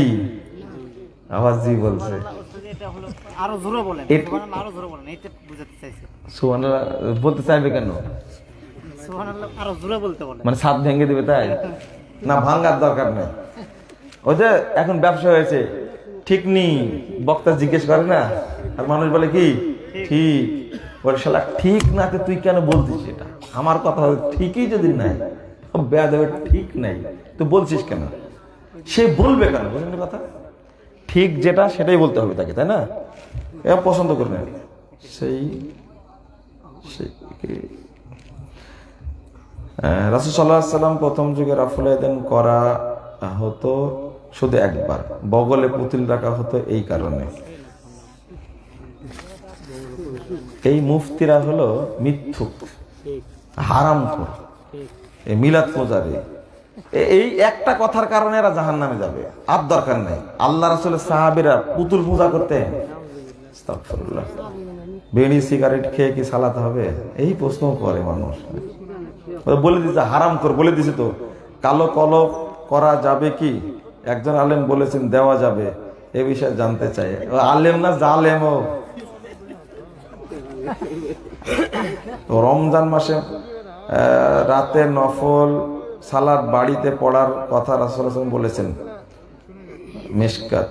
তো বলেছেন পড়বেন আপনি, তো মসজিদে পড়া, দলিল দিয়ে বলেছে মসজিদে পড়া যাবে জামাতের সাথে।